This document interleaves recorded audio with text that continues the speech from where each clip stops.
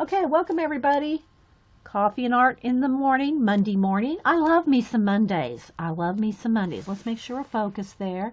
You're weird. And I like you. Thanks everybody for being here. Today we're going to color in this double page spread.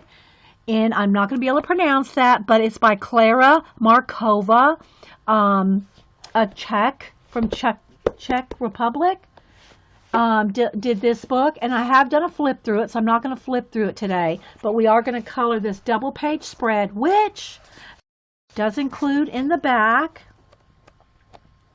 little doors that you cut out. These two doors go on this page, and then this door goes on the locket, the necklace locket page, but we're going to do these two on here today. So I am kind of zoomed in, so I'll just have to kind of keep doing this as we go around. If you're watching this show on YouTube, a recording, if you're watching a recording on YouTube, thanks for watching the recording. This is a live show on Ustream. I like to say that every now and then because sometimes I get people, new people, I know it's new people, that haven't watched the show, and they'll comment on older videos and say, you're so chatty and you talk so much and you didn't start coloring until 15 minutes in. Things like that. Well, it's a live show and I'm talking to a room full of chatty people. So, yeah, that's adorable. Adorable. Good one, Vicky.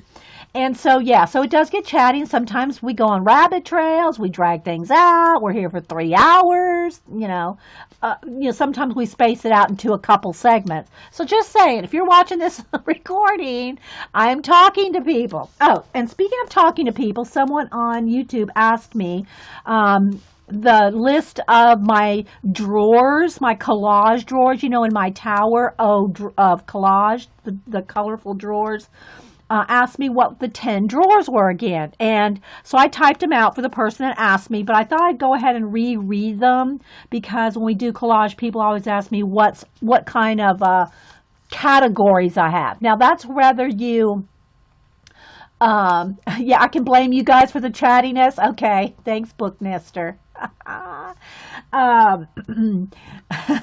So I'm going to read out the different categories I have. So when we do collage, it doesn't have to be in drawers. You can put them in file folders.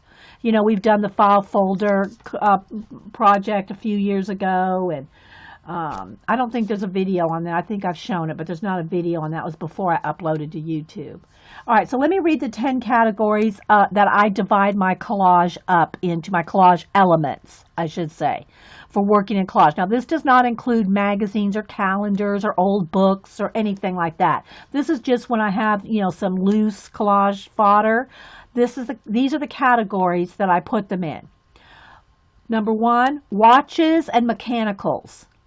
2, flowers, trees, and food. 3, architecture. 4, birds and bugs. 5, animals. 6, maps and scenery.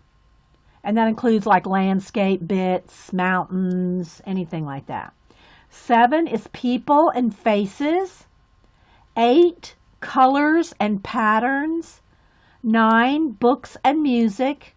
And 10 are odds and ends, anything that just doesn't really fit a category. So those are the 10 categories that I sort and file my collage fodder in. What am I going to use what am I going to use for this book?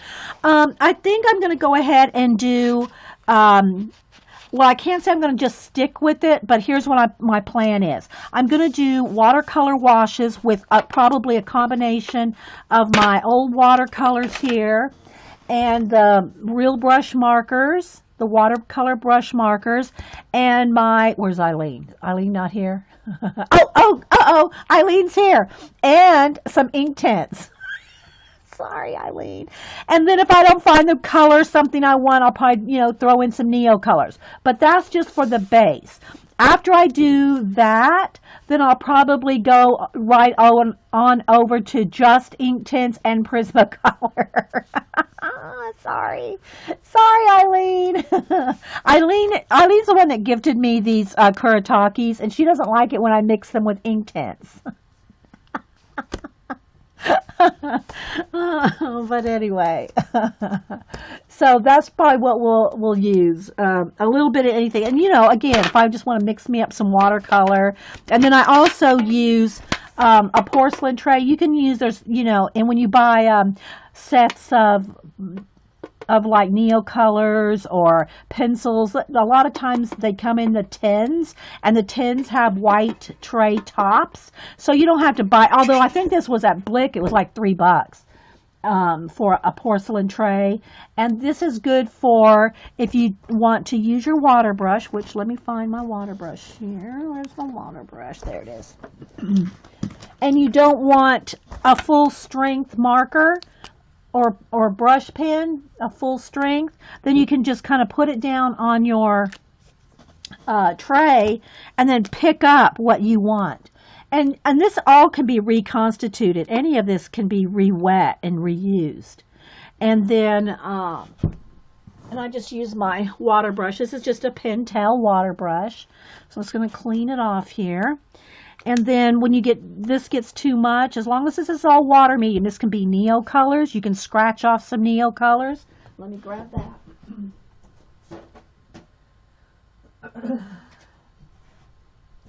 You can scratch off your Neocolors like this, and then pick that up. Okay? And again, it'll stay, you can re-wet it in here. Or you can take your Neocolor, and I say Neocolor, I mean Neocolor 2. Hi, Linda.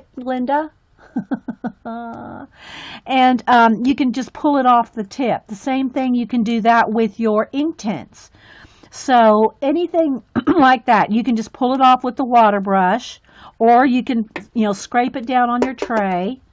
Either and or you can do. And I just use a Kleenex to clean off. I found that a Kleenex works the best to clean off my water brush, which I probably need some water in there shortly. So I'm going to keep that right up here. So if I need to reach up, let me put my other thing behind it so it kind of props it up for me without it rattling. That may not work because I got to move this around. So if y'all have any questions, put them in caps, because then I'll know you're talking to me and not just amongst yourself.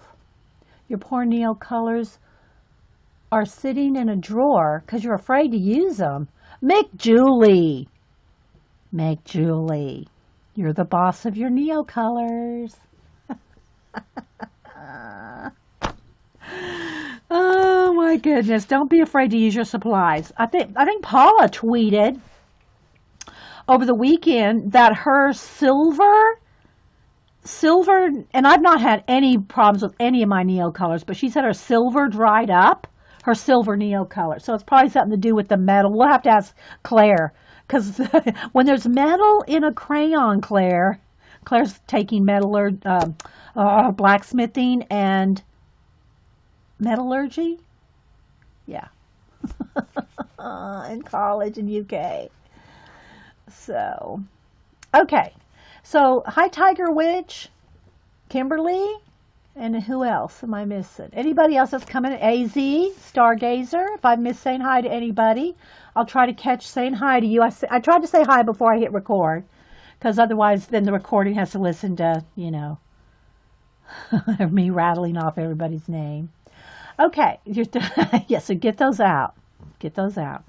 So, yeah, so this is the page. Now, before we do this, because I'm going to color, when I color the little bird houses, I'm going to want to match the doors. So, I'm going to go ahead and cut these out. Get my little bee scissors out here, and I'm going to just cut out these two. That way, I don't lose the other one here by, having it loose in the book and then having it fall out or something. So I'll just cut these out. Okay, we'll go back to our page. And I do have black cardstock behind the pages here, just so that, to protect the page behind it. And if I paint off the edge, not to have the book get all painty. So, and it's always a good idea to put some cardstock behind your page. Even though this is one-sided, they're one-sided pages, but every page has this little doodle on the back of every page with some lines, like you could write whatever you want on there, but you don't have to worry about it going through because all the pages are one-sided in that way. Okay, so yeah, so I'm going to cut these two little doors out. Let's put this back in there. I'm not using that color. But we're going to use all kinds of water mediums. And then we're going to shade with Prismacolor and ink tints. So that's what we're going to shade with today. All right, so I'm going to cut the little doors out. And then we're going to, there's little dotted lines on both of them where you put a little cut. And then the little tabs go in there so you can actually open the door. So, if y'all have any questions, otherwise, you know, we're just going to color and have fun. They have finely ground mica in the metallics one. It shouldn't have dried up. Well, maybe Paula just got a bad one. I don't know. Mine haven't dried up. But, you know, it's kind of true of any supply you have. You don't want to let it sit around for years. You know, you let it sit around and things, you know, can dry up, paints and things. Now, watercolors, you know, like in a tray, they won't dry up because you can reconstitute them. But, yeah. Don't sit on your supplies. What good's that going to do? Like, are you saving it for when you're like 90 years old? Oh, I'll use it when I'm old. I don't know. Alrighty, so I'm just kind of jiggling it because it's kind of jagged on the end there. So I'm cutting it, you know, like it is jagged. All right. I think I need to cut out this little windows too. Right, so you can look in. But I'm probably going to need to get an X-Acto knife for that. I could cut through right along the line because when you, well, no, I can't because I'm not gluing this flat down. I'll say when you glue it flat down, it doesn't matter if you cut through something because it's going to be glued down. But this isn't going to be glued down. So we're just going to get our little doors ready so we can do those at the same time as we do the birdhouses. She got Neil color too. Oh, you think maybe that it was her Neocolor 1 that dried up? Maybe. Maybe it was a Neocolor 1 that dried up. We'll have to ask her to check on that, Miss Paula. The tails help you loosen up. Oh, good. I think it's Jake Parker that says something to, and I tell my grandson this too. Perfection is the enemy of done. And it's been said a few different ways, but that's what I tell my grandson that because he's like that. He wants it to be perfect. And then he doesn't turn something in, and instead of getting an A for a great art project, he gets a 0. And his teacher goes, let's turn that project in, shall we, Cameron? Hey, Jean. Does Laura not fussy cut? I must have missed her talking about her fussy cutting because I didn't see that. Oh, so yeah. So if you're a perfectionist, you don't get anything done. I tell him, this is just what I tell him. I said, Cam, it's better to get a B on a and I'm also talking to a student that has other classes, right? You know, he's got, you know, it's not like art's his only thing that he has homework and things on. So in that case, I tell him, you don't have time. You don't have time to spend 6 weeks on one sketch in your sketchbook. There's not enough. You can't do that. It's best to get a B and get it done than get an F on a perfect page that now it's too late to get a grade on, you know? Hey, Anonymous. No, it was a 2, and yes, it cracked and hasn't dried, and I'm not the only one that's happened to. Are you Paula in the anonymous category? Or is that you, Lady Jan? Sometimes anonymous is Lady Jan, so, yeah.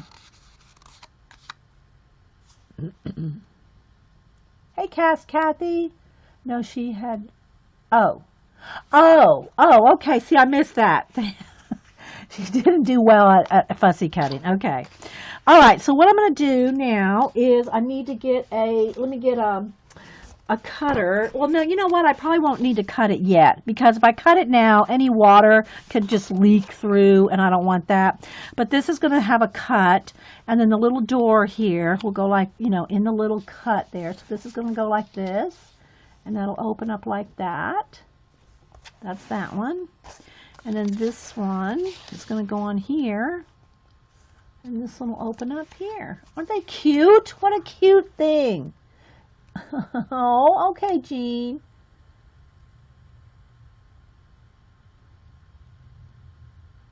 Your granddaughter does the same thing as Cam Whippy. I know. Tell her. Perfection's the enemy of done. All right, so I just got to remember to color these. Although if they're wood, and this is wood here. This one is some kind, it looks like a gourd, like a pumpkin gourd. And so that's how we'll color it. This one we're going to color orange. I'm not sure. And you can make it up. You color whatever color you want. So, but this one I think I want to color oranges and yellows. And then this one, a purple would be good. A purple would be a nice contrast to the orange. Like we could color it like weathered wood. And then of course we have the tree. So I need to pick out some colors. And I'm not sure on the background. Sometimes y'all know I like to paint my backgrounds. But I'm not sure I want to paint the backgrounds in this because it's so light and bright. And I just picture all this happening really in a bright day with no dark no dark sky. So, yeah. So maybe we'll just do, I'm not sure. Not sure what color we'll do the background yet. So I'm going to go ahead and start. Let's just put this right here. And then there's a key here with some jewels. All kinds of little mushrooms here. And yeah. So I think I'm going to start on this one. So I'm going to just kind of stay right here. Hopefully we're going to be focused in and all while we get some washes down. All right. So let me test out my bright orange. I might do a kind of a bright. This just reminds me. The whole book reminds me like of a children's book, fairy tales and everything. So I'm going to just have my tray. It's going to be right here, and I'm just going to kind of test my colors here, because it is sometimes hard to tell exactly what color you're using. I think I want to wet because I really want my sienna. Although, okay, so I'm just going to wet my colors here and let this kind of sit. I do have what's called brown in the Zig Kuretake. It's very sienna-like. So let's see, because we used that yesterday morning. So I'm kind of liking that maybe for the trees. Can we do a pop-up book next? I'm not sure what you mean. Make one? No, I won't be making a pop-up book. Who did a flip book just recently? I saw it.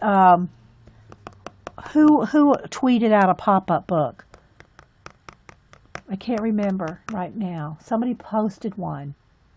You like my messy palette? Yeah, this is old. This is quite old. So yeah, Jean would be the one to make. Jean makes her and she and Jen Oz. They literally could build the world with cardboard and paper. I'm just saying, chipboard and paper. Okay, so let's see. This yellow might be a little too bright. I might just go with. Let me test out here on my palette here. Yeah, that's better. All right, so let me kind of water that down. It's kind of more of a pumpkin color, and all it is like some of this orange in my palette. But you can use if you want it real bright. So what I'm going to do is I'm just going to do the wash, the initial wash over the whole thing, and I'm going to even go over those little dots, the little pumpkin warts. I'm going to go over the pumpkin warts because I'll do those, I'm going to do those darker. So see how I'm not doing it like solid. Do you know what I mean? I'm making it look like watercolory like. So if you do this kind of technique, whether it's with acrylic paint, watercolor, whatever you use as a background color, you can get pages done faster. Not that you have to rush or anything, but you will get pages done faster if you start with a wash. And I know I say this every time, before you start layering up layers of watercolor and start shading and all, you want to let that dry. Because if you don't let it dry, it's going to soak through your pages. It's the water that goes through.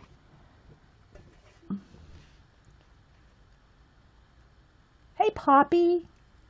Yes, we did have storms, but it wasn't right next to us. There's storms in Georgia, Florida, Mississippi, all south, but it didn't come near us.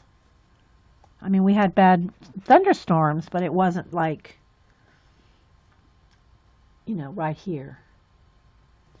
Okay, so now I want to do the little down here. This is part of the little, it's like a little birdhouse made out of a gourd or a squash, like that. So yeah. Now I'm going to want to do this a wood color, so I think I'll do it the same colors like I'm going to do the stem. I think I'll do it like a greeny, like an olive with maybe, here's some leftover olive right here. I need more water in there. Squirt some water on there. Here's some olive, but I don't want to put it direct there. I want to test it over here because I don't want it real heavy. I want it layered. Do you like the zigs or mermaid markers? Somebody else asked me that, if I like the zigs or the mermaid markers. I'm going to go ahead, guys, and just keep working on, this is I'm going to do like an olive color stem and an olive color wood door. So I'll talk while I'm doing this. The zig are pure watercolor. I'm not sure if the mermaid markers, somebody asked me about the Jane Davenport mermaid markers, if they're, exactly what they're made out of, if it's just watercolor inks or whatever.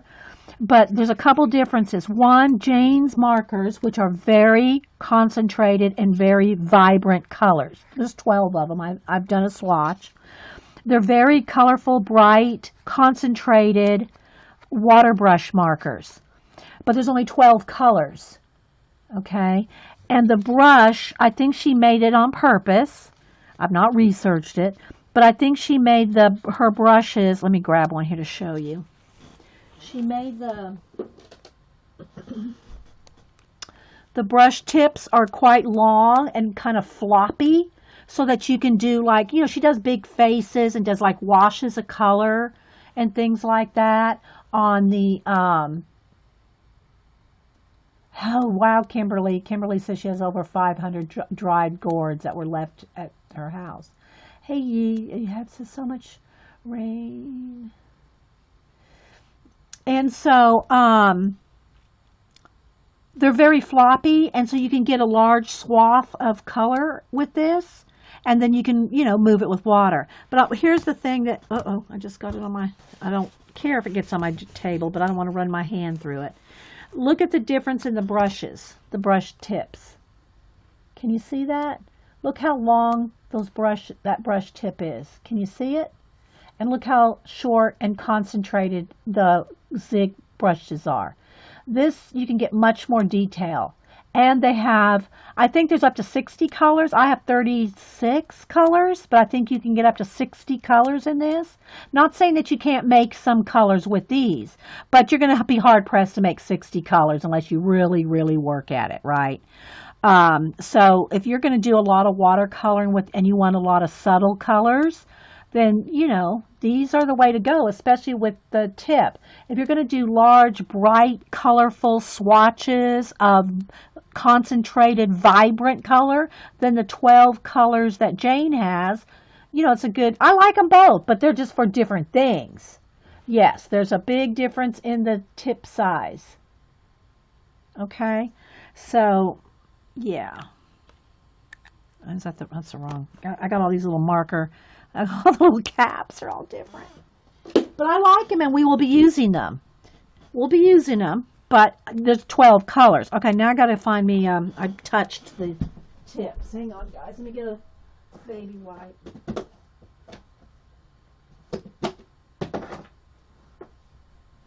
And clean off some of it. So yeah, I'm not sure what AT&T what's her brushes are made out of. I mean, made up of. These are watercolor in a brush. They're not like the kids markers. You know, I love me the kids Crayola Super Tips that are water soluble, but they're not going to blend and act like watercolor. This is true watercolor in a brush. The Zig Kuretake Clean Color Real Brush Marker. Okay, so where was I? All right, let me put the cap back on. All right, so that's stem there. And I think I'm going to do the wood floor inside the house, that same green, because that'll tie it together when the door opens. And also, I thought about, let me finish this. I can zoom in if you guys want, because I'm trying to show you the whole big picture, but I'm also doing details, so it's kind of hard. It's kind of tricky to, you know, be focused on both close up and far away. You're welcome. The other thing I want to do on here is I want to do the back so that when it opens up, you know, when it opens up, it's just not a white page there. So I think I'm going to go ahead and with that green, I'm just going to go ahead and do a back. Let's set it down here. Let's just do a wash of green on the back. And I might put some little wood grain in it or something.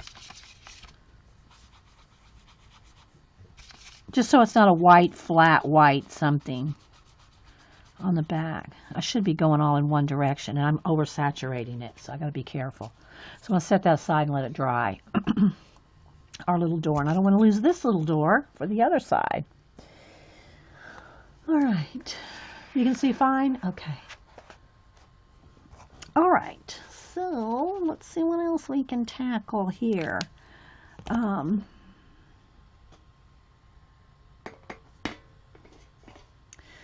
I'm going to try to get the main, you know, the big bulk areas first. You know what I mean? The big areas. I'm not sure what color I want to do that. I still want to kind of keep it, I think, in the orange family. Because when I do the background leaves, those are going to be green. So I kind of want this to be, you know, in the orange family. So I might go ahead and do that with the Kuretake. This is just called orange. So it'll be kind of brighter maybe. Let's see. Let me do a little test. Let's do a little test. Yeah, I'm liking that. Okay, so I'm going to go ahead and put some on here and then water it out. Because I want this to look really squashy, pumpkin-y. And I can get that real dark right along the edge. But it's just really easier for me just to scribble some off in the tray and pick it up from there because I can control how much I put down. Much easier than just going direct to the paper with the marker. I can, you know, get exactly how much I want just picking it up off the tray. So if y'all have any questions, just ask. Or if you're coloring something along with, thanks for being here. Hope everybody had a good weekend, safe weekend. All right, so see, I'm going to want to darken that up right along the edge some more, but I got to let it dry. So I need to hit it with the heat gun, or just you can just let it dry. But you know, we try to move along. So there's a little turned up leaf right there. And these little leaves over here, so I'm just kind of putting a wash on them. Then we'll go back and shade, and you can shade with more watercolor, or, you know, I also want to get out some pencils too.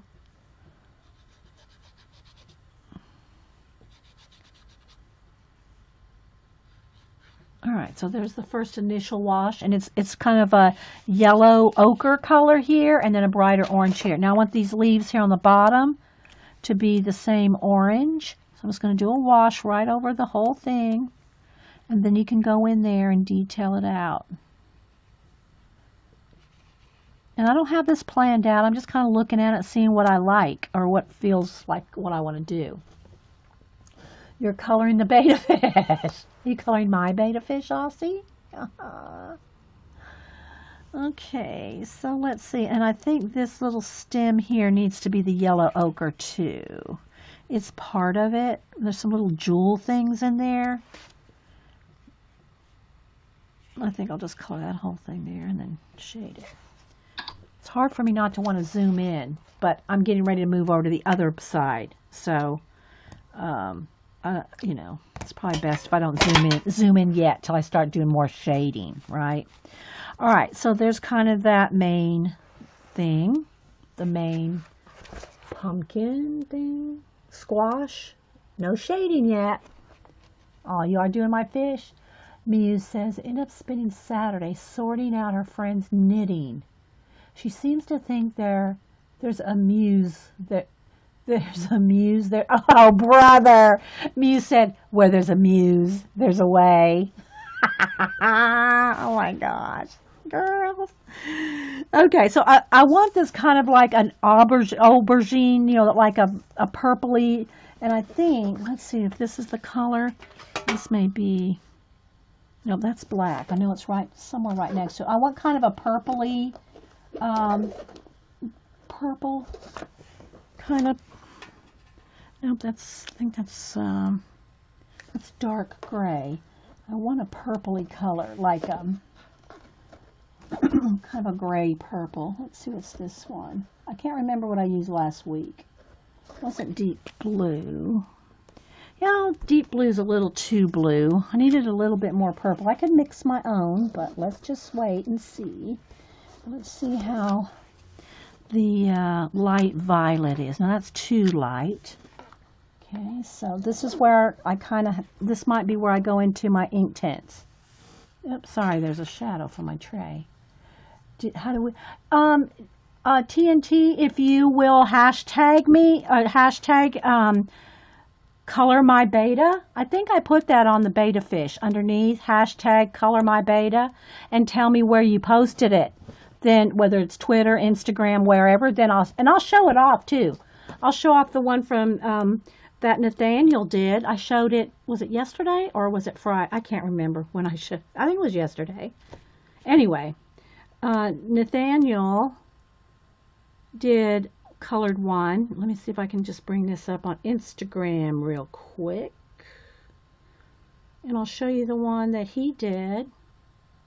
Nathaniel, he's called Natman 1963. Here's the one he did and he posted on Instagram. So yeah.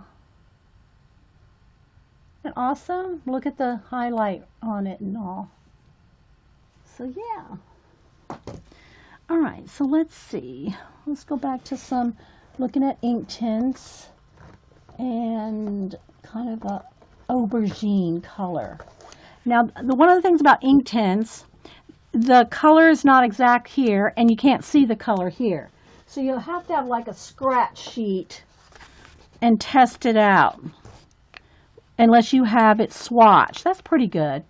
It's a little purpler than blue, though. I want it kind of almost, let me test this one. I haven't swatched out, but I have to dig that out. Oh, here we go. This might be dusky purple. That's a little better. Yeah, I'm going to go with dusky purple in the Inktense. So, again, you don't have to use these exact colors. I'm just showing you, you can use something similar. There you go, Julie. Mick Julie goes, Dee Dee, use dusky purple with a touch of violet. Yeah, this is dusky. Oh, I'm just going to put the initial wash on for now. And I want the, I think I'll go ahead and just put a little bit, I'm just going to kind of do a nice light coat, because this is very concentrated too. Once you wet it, you'll see. So I think I'll do the wood, the dusky purple, and then the accenting parts the regular purple, or violet rather, that we just had out. No, that's thistle. Let's see. Let me see what color thistle is. Thistle's too red. Okay. Let's see. It's dark purple. Ooh, but that, ooh, I like that dark purple. You know what? I think, no, that might be too. No, I'm going to do it. I'm going to go with dark purple on the wood, and I'll go with dusky purple for the, like the shingles. So I'm going to go back over this. I'm going to go back over where I've already put, and so we're going to do dark purple, like under the shingles and on the wood. And I'm not pushing down hard. You'll see when I touch this with water, it's going to like, wow, right? It's going to really be concentrated. So you don't need to put a whole, just let me put this one down because I'll scratch over on that. So I'll use these two colors. And also, if you're going to not do a full page at one time, it's probably best to write down the colors you're using. Because trust me, when you do a whole bunch of color books, you'll forget, what did I use there? I do it all the time. I just, you know, Eileen, close your eyes. Yeah, I'm using some Inktense. All right, so this I'm going to use for the darkest wood, and I think I'm going to go ahead and do on the floor, on the inside here, that dark wood here. There's a little step stool there. Go around that. Oh, it's a little rug. It's a little rug. Okay. And then this door I'm going to do in the dark as well. Let me, it's not color, let's do it this way. So I'm just going to put a, you'll see when I hit this with the water. Try not to leave, when you use Inktense, try not to like make too many pencil lines like that, because those are hard to like get rid of completely. See, look how much I'm putting in. You can still see those pencil lines. So it's best if you just kind of go soft and don't leave pencil lines, because when you add the water, it'll bleed out. Okay, so here we go. Let's do the door first. Oh, and I want to do the back side of the door too. Which one was it now here? Yeah. So I want to do, it's hard to see, white paper. So I don't really want to leave, well, I don't mind doing some lines this way because I want to make it look like wood eventually. So on the back side here. Swatched all yours onto address labels and wrap this. That's a good idea. As long as you don't get, well, and which one of us are really probably going to work our pencil down to the nub in Inktense? But yeah, that's a good idea. So Jody says she swatched all of hers onto address labels and then wrapped the swatches on the end next to the pencil colors. She says the best thing she ever did. That is a good idea. And you do have about this much space right there where there's no writing or anything. You're not covering up the name or the number. If you put swatch right there, we might have to do this. Should we just stop and label all our pencils now? I'm going to do that. I'm sure I have some labels downstairs next to the printer. Okay, so I'm just going to kind of do that because I'm going to leave, I want it to look like kind of like wood. So let's go and do the front first.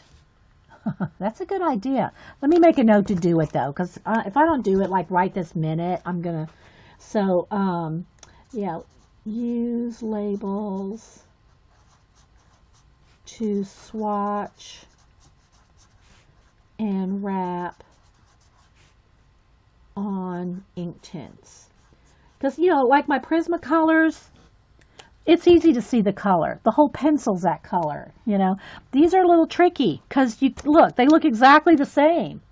You can't tell what color it is, and this is just not accurate. You know, I mean, it's close, but it's just not exact. All right, so now I'm going to go ahead and, now watch, wait for it. Watch how it's almost like I could almost have had too much just by coloring it one coat. See how vibrant it pops out?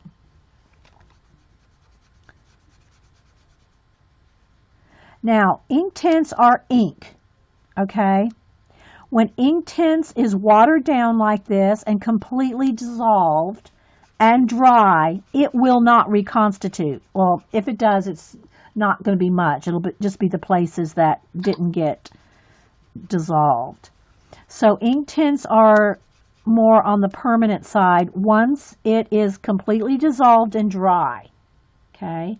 Now when we're using our watercolors or neocolors or the watercolor, that can reconstitute. Okay. Hey, Twinkle Toes, Terry. Who else am I missing? So there, can you see that color? I think it's best if I just leave it down there for color. All right, so I'm going to go ahead and do the back. And again, you're going to see the pencil marks here, but I want it to look like wood on the back. So that's okay in this case. But if you don't want to see pencil marks, you need to like put it on kind of smooth, because it's hard to get rid of those pencil marks with ink tints. But that's fine for me on this, in this case. Okay, so there's the like the aubergine color.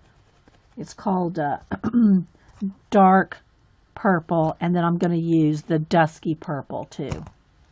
All right, so I'm just going to set that aside to dry. Move my little swatch out of the way. You learn the hard way. You wrecked a page. Oh. Now I dissolve all the material on the page. Okay. Yeah. Here's what I do when I'm doing it. I just imagine it's all water soluble again. So anything that's on the page, like I'm not going to put a varnish on it or, you know, anything like that. So, you know, I just think, oh, any of it could be watercolor. Unless I know I'm doing it in acrylic washes, acrylic paint washes and pencil. Yeah. All right, so now here we go onto this. And again, even though it's not going through, I still put cardstock behind. So now I'm just going to start rolling it out. It's going to be very vibrant. And if you get too much, wipe some off so you can still see your color book underneath, your lines and shadows and all that. Because it's really concentrated at this stage.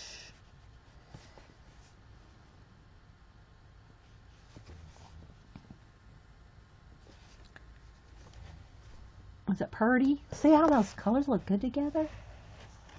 I think so. Alright, so I'm just going to start.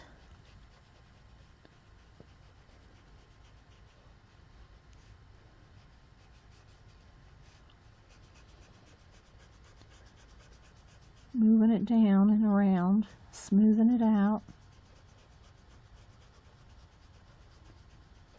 And it's going to have a watercolory look, which is fine to me. I want that until I go to shade. Hey, Flint Rock Rebecca, how you doing? Anybody else popping in? Thanks everybody for being here. We have over 100 people today. Thanks for being here. Hope you all stick around. We're going to do another Pack-O giveaway. You know, this is week 4. Remember, I have 40 of them, and I want to do one a week for the whole year. We're on week 4. Oh, I think looks like I need to focus again, guys. I don't know. We'll see. Anytime you move things around under the camera, it goes, I don't like that white under there. Refocus me. Hey, Zoe.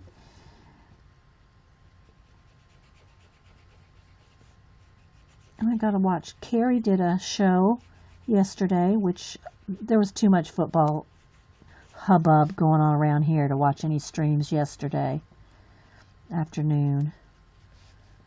If y'all don't know, Hubster is big Falcon fan since 1966. And when they played yesterday with the possibility, and they did win, so that they go to the Super Bowl in a couple weeks, yeah, there's no living with that. He's so excited. It's almost like he's the coach. He's so excited.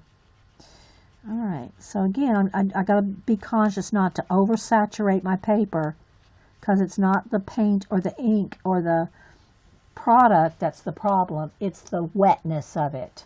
Thanks, Carol Renee. And good morning, by the way. Oh my goodness, was he happy. All right, so now let me do a test with the dusky purple. Let me just do a little bit up here at the top and see what this is going to look like. I don't want it too much the same. I want it, yeah, it's just enough difference, I think. Maybe not. I don't know. I'm going to blend that up into the tree. I'm not sure if it's going to be quite, I mean, I want it a different enough. Let's go ahead and put some along this bottom, right along here. And then I think I'll get a light, one shade lighter. And you can use, mix your own watercolors, your brush markers, your Neo colors, any of it. So just because I'm using Inktense doesn't mean that any of the other stuff won't work. Right? And I'm going over those little dots because I'll just either highlight or shadow those when it's dry. Okay, so I'm liking that. Do I want these tassels? I think I want these tassels this darker color too.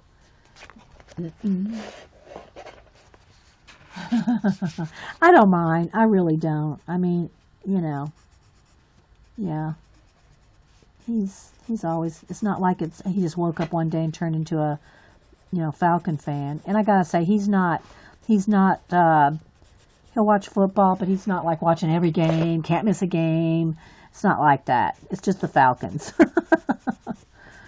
All right, so I'm going in here with the dusky purple, that aubergine color, and then I'll put another color of purple on the other. So hopefully can y'all see okay, guys? I hope.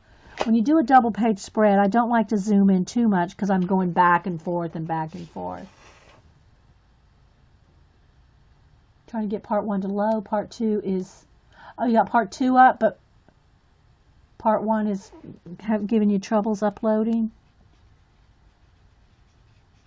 So, yeah, Carrie is I Carrie Love. And I'm not sure what she did yesterday because I didn't watch it, but I'm glad she recorded. So, and then these little tassels, I'll go back in with like, loose tassels coming across. Those are fun to do. I did that in the, which is the, I keep wanting to say midnight, but it's not midnight.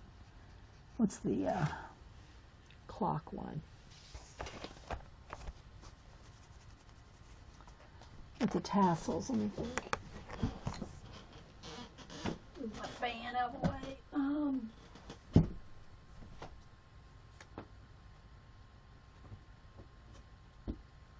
Let's see. Not Lost Ocean, but I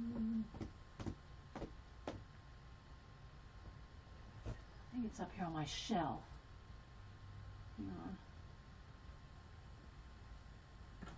Not Out of Time. What's that thing called? Now, of course, I can't put my hand right on it.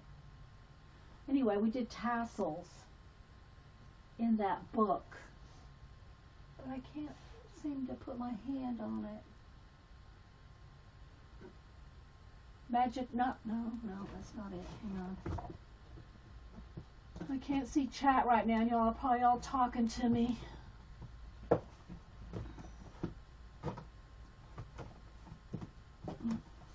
Yelling at me. Here it is, Daria's song. The Time Chamber. Thank you. See, I come sit down there. Y'all are saying the Time Chamber. If Hubster cooked ham for the playoff, I bet he made something else. No, we just, we had ham. So this is the Time Chamber, Daria's song.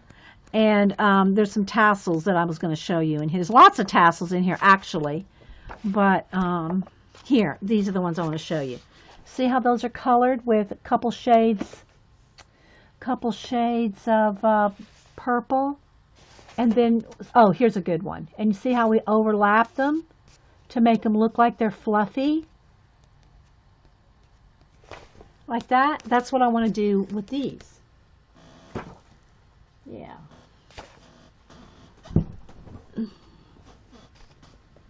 I tagged you in Facebook photo of your swatching Inktense. Oh, okay. All right. You like the time chamber? Yeah, we've done a few pages in there. Okay. So, still damp. Let's go ahead and do the light purple. Let's see, which one of these did I want to test out on my sheet here? Just as long as it's lighter. That's too red. I had that one out earlier. Don't want that one's too red. Let's try this one. This one is Deep Rose. No, too red. Here, let's go with this one. This one is Red Violet. Well, that's even going to be redder, I'm sure. Yeah. Kind of need a lilac color. All right, so I think what I'm going to do is I'm going to go back to my brushes. I'm going to go back to my real brush, which this one is called Light Violet. Let's do a little test in the tray. Yeah, there we go. That's what I want. A lighter violet. So, all right, so I'm going to just, don't drop it on the thing here. I'm just going to put some out and pick it up and do a wash over the whole thing. Because it's real light. Need more out. Just to give it a wash. It's very light, but that's good because then I can shade, right? Either with more watercolor or with pencils. So I don't know. I just think it's fun sometimes to use a little bit of everything in your arsenal. You know, you can mix and match and use whatever. I'm not going directly on here because it's going to be so, let me just do a little section so you can see. This side will be shadowed, so I'll go on there. You see how dark that is? I really want it real light, although that's the shadowed side, so it's okay. There we go. So it's just that first initial wash. All right, let's move down here. And the same thing all across here. I'm going to want a wash all across. I thought I heard my mailman out there. I can't believe he came yesterday. I guess because maybe, I got a little orange on that. See, I need a clean spot right there. I can't believe he came yesterday and brought, Carol Renee sent me the new Bennett Klein character book for my birthday. And so they delivered it yesterday while I was doing an impromptu stream. Thought that was odd because they usually don't deliver on Sunday unless it's like the Christmas or something where they're so backed up. Oh, so there we go. All right, so this is going to be a little jewel down here. And I did find some places on Pinterest, and you can find them easy enough. Look up how to draw or how to color jewels, or crystals or crystals, you know, something like that. And you'll see all kinds of pictures of how to color jewels and crystals. Hey, Julie Topaz. All right, where's my lid? I don't want to lose my lid here. Let's put that somewhere because I'm using the water brush. Okay, so there we go. We got that base done. So that's that. All right, so now what I'm going to do is I'm going to dry this and we'll start doing a little shading. Well, do I want to do shading yet, or do I want to maybe put do the mushrooms and or the tree? Let's go ahead and do the tree because I already picked the color for that. I still love digital art, so many colors. I'm like a kid in a candy shop. Yeah. Yeah, Digi, I would love to learn Digi one of these days, but it's, you know, it's a time thing. You know, it's like anything else. I mean, I've done a little bit, you know, a little bit of Photoshop and elements and things, but nothing, nothing fancy because, it, you know, the time. It's all about the time. Yeah, now I know UPS delivers.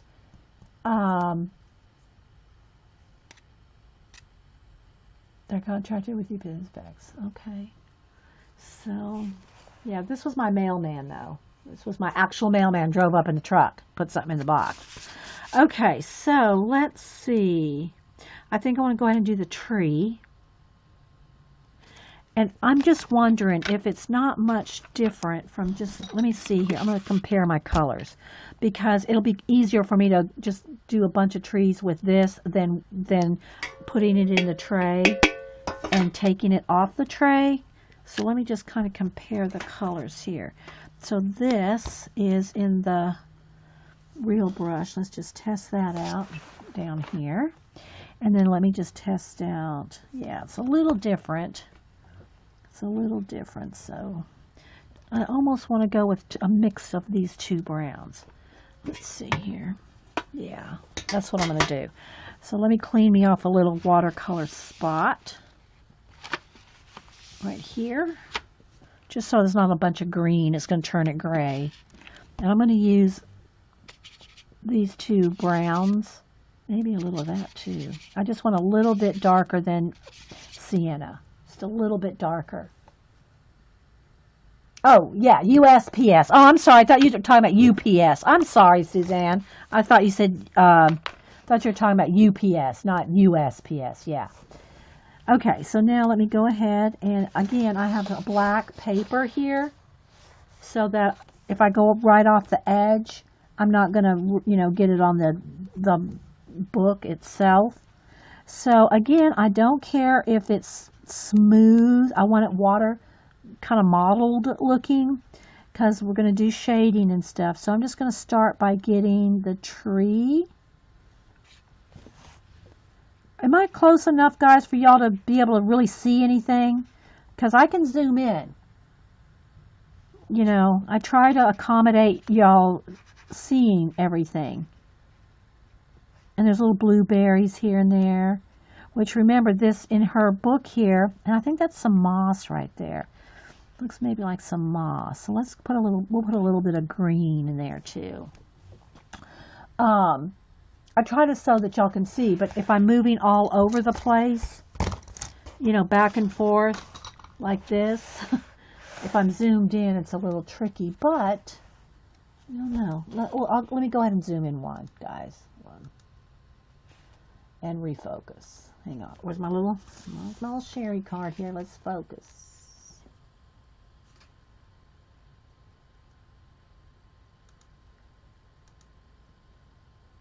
Just a little bright off there. Okay, how's that, guys? Hopefully. All right, let me get my chat locked in. There. All right. So I'm just over here getting a little bit of the brown. I got to add a little bit more water to my watercolor palette. And yeah. So anyway, in this book, it looks like they make all kinds of wine or medicinal thing. Everything's like blueberries, I noticed. And I haven't, you know, really read the whole or, you know, thought about the whole storyline. But it seems like blueberries are a theme. What did you do or draw with a blue pencil? If I'm sketching, I draw with the blue pencil because two reasons. One, it's easy to erase. Okay, I think I'm going to do these stems. One's it's easy to erase. That's too dark. Where's my... And it doesn't smear. I'm going to use a couple shades of different shades of brown on the mushroom stems here. Along with, because the stems come along the bottom and then the tree comes along the top. That'll make it cohesive together. But it's just a pencil. Just a pencil. What Dorothy say? She's going to have a fried... Oh, she's eating in front of us. She's eating a fried egg sandwich. I don't even eat my grilled cheeses in front of you, Dot.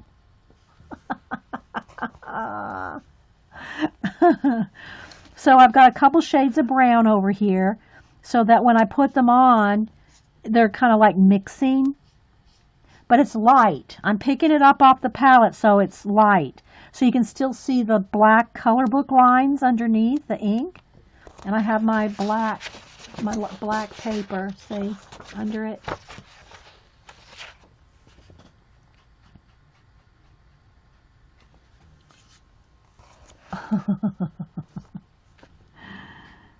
Okay, a little less. Let's water that down just a little.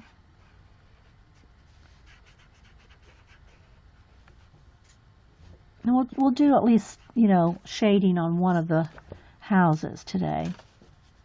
But when you do things real time like this, you can see, and I've had people mention that they like the real time videos because they can see how long something actually takes. And again, nothing wrong with speeded up videos, especially if you have limited time. But you kind of get the impression that you can color a page like this in 15 minutes if it's speeded up. What pen do I use to doodle in coloring books that is waterproof? I have a couple different ones. I found these are at Hobby Lobby. Now I do have I've got calligraphy nibs and Chinese ink and some other inks. Okay. But if you're talking about just a regular like pen, I found these black liners by Pacific Art at Hobby Lobby. And I think they're in a pack of 4. They come in 4 different sizes. I think they're $10. Of course, I always use a coupon, so you can get them for like, $5 to $6 for 4. But I think there's a .05, a .1, a .05, a .1, a .2, and a .3. So, these little like that, technical pens like this. And these are waterproof. But I like these kind of pens if I'm going to draw, something that I'm going to do washes over. Like this is what I use when I drew all my animals, Christmas animals and the Hanukkah animals, when I drew those at Christmas. I use this and I'm not sure if this is 100% waterproof, but let's see. My brush pen, my brush pen, black brush pen, but it never ran, so I guess it's waterproof. I didn't, wasn't really a lot concerned with it. I figured if it smeared a little, it was okay. But I should test that. But that's what I use when I'm drawing, inking something. And then I also have, let me finish this, and then I'll show you some of my inks, okay? If y'all want to see some inks. And again, I'd have to test them because I don't remember which ones exactly are waterproof and which ones are not. Because I don't ink that much anymore. I don't do calligraphy really anymore. I do a little bit of calligraphy for a local karate dojo on their big certificates. But other than that, I don't do any professional calligraphy anymore because what I found is most people, unless you're the Queen of England or something that, wants hand-done calligraphy, it's kind of rare for people to want hand-done calligraphy. I mean, I'm sure it's still done like on Jewish wedding certificates and stuff like that. But you can print, people just print out their calligraphy, right?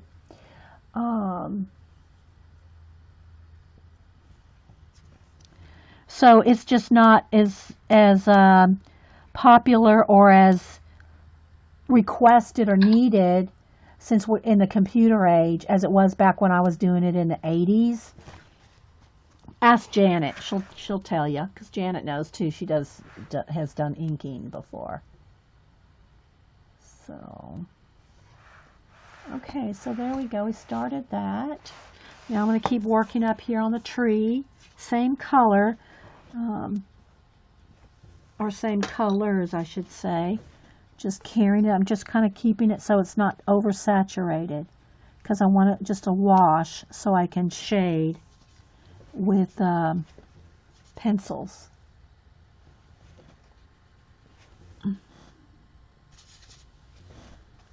Okay, let's kind of just keep it kind of watery here.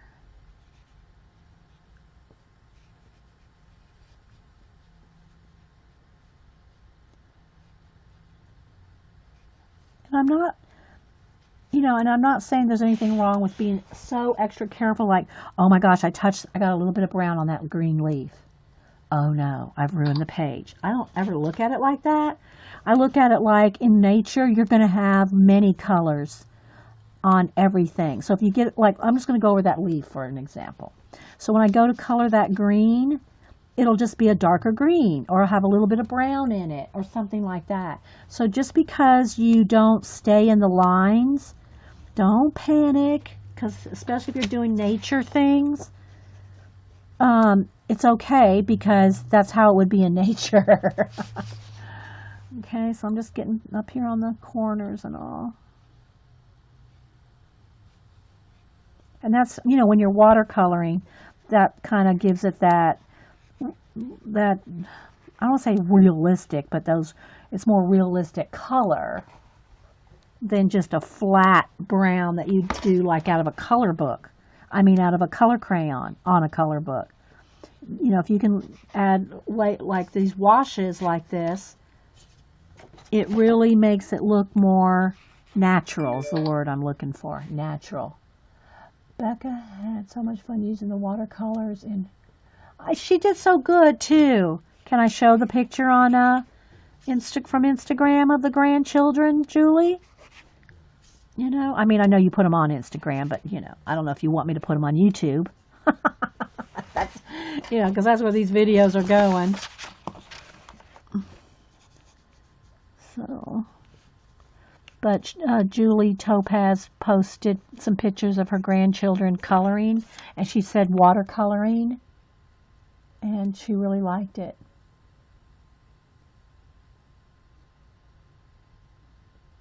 Y'all still talking about food? Sure, okay, I can, okay. So, yeah, let me finish this tree here. Yeah. I drew both of Julie Topaz's grandchildren's portraits a couple years back. If y'all don't know, I do color pencil portraits.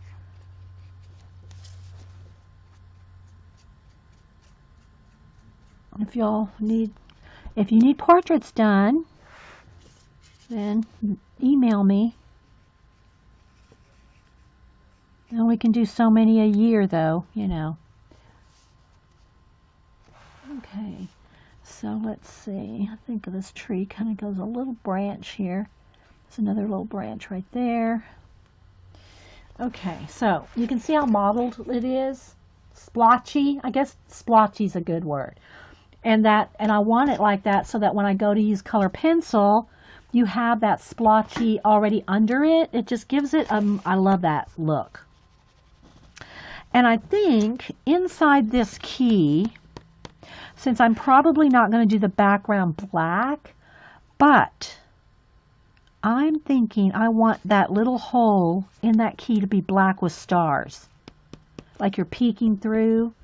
So let me first do the Julie Topaz thing, and then oh, it's so good to have you, Julie McD. Thank you so much for being here. We love it when new people come. Thanks so much. Oh, Julie Topaz says that they're treasured and they're in the studio on the bookcases. Okay, I think you're Julie Topaz here too, right, Julie? Or Julie Topaz Girl, rather. Yeah, the Topaz Pearl Girl. Okay, there you are. All right, so here we go. So here's her grandchildren. Yes, we do grandchildren here. Just saying. Hey, Miss Vicky B. Yes, we're safe, Miss Vicky B. And I saw Miss Vicky B finished, if y'all don't follow Miss Vicky B and her planners and color books over there, she finished her camel from Imagimorphia, or Anamorphia. I forget which one it is. Okay, so here's one. There's one of, and she has gingers, which means she has redheaded grandchildren. There's one right there, coloring that one. And then the other one, here, let's see, let me go over here. Well, this picture might be, well, she has 4 pictures here. So, hang on, guys.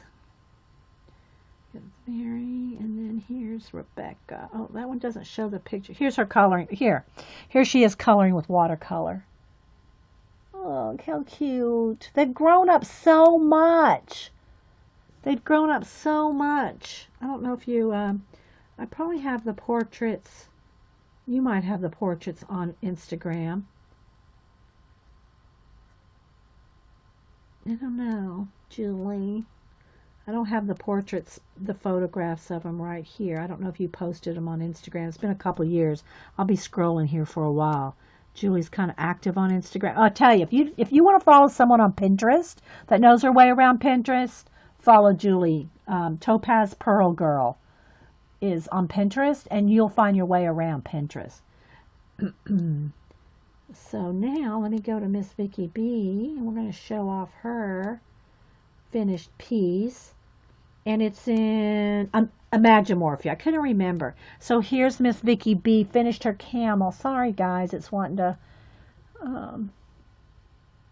she finished her camel in Imagimorphia. So Miss Vicki B. does color booking, and, of course, y'all know her as the Planner Lady.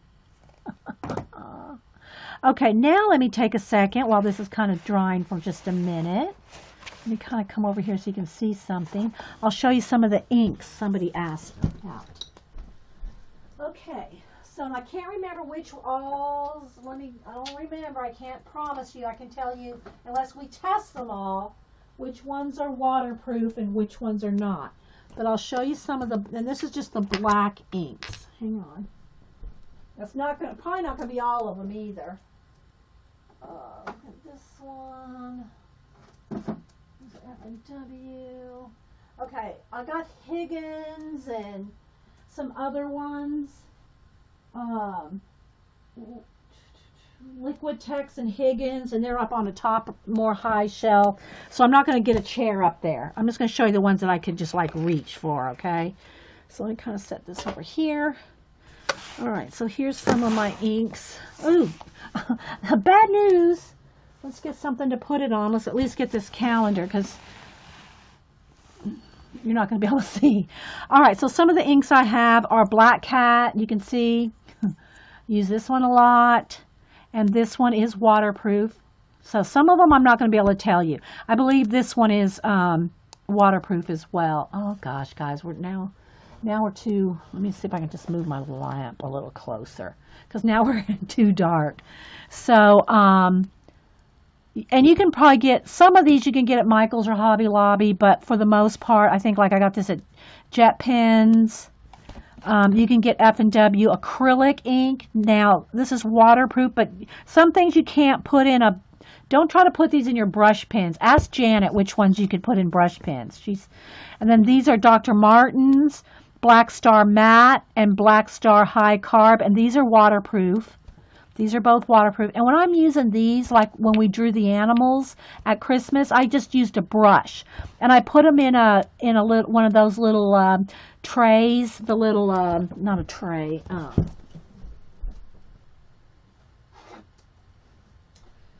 these that are made for the rubbing out the sticks. You can see they're made to rub the sticks in calligraphy ink.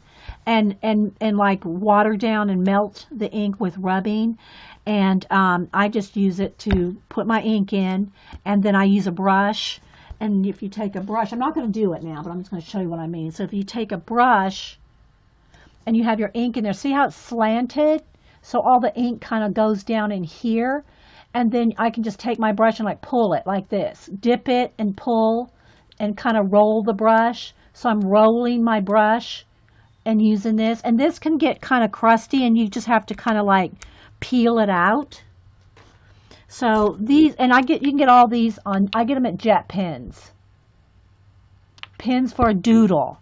If I'm doodling anything, it's going to be something like with these black liner Pacific Arc, or sometimes if I'm writing and doodling, I just use my Sharpie pen, not Sharpie marker, the Sharpie pen.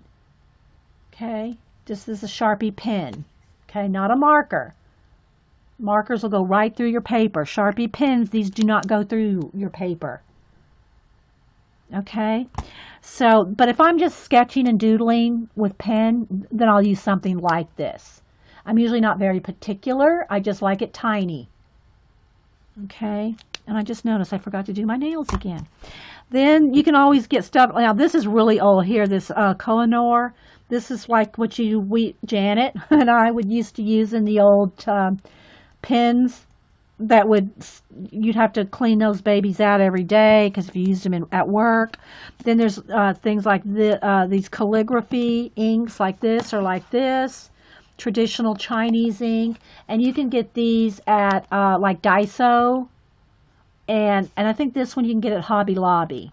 I think you can get this one at Hobby Lobby and this one at Daiso. You can probably get them both at Daiso, but yeah.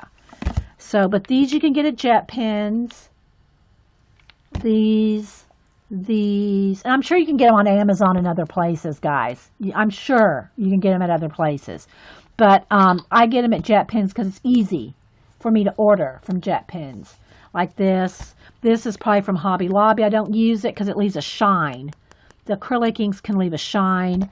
These don't. Well, the matte one or the high carb. Well, I think it's matte one doesn't either, but one's blacker than the other and one's not. Doesn't leave a shine.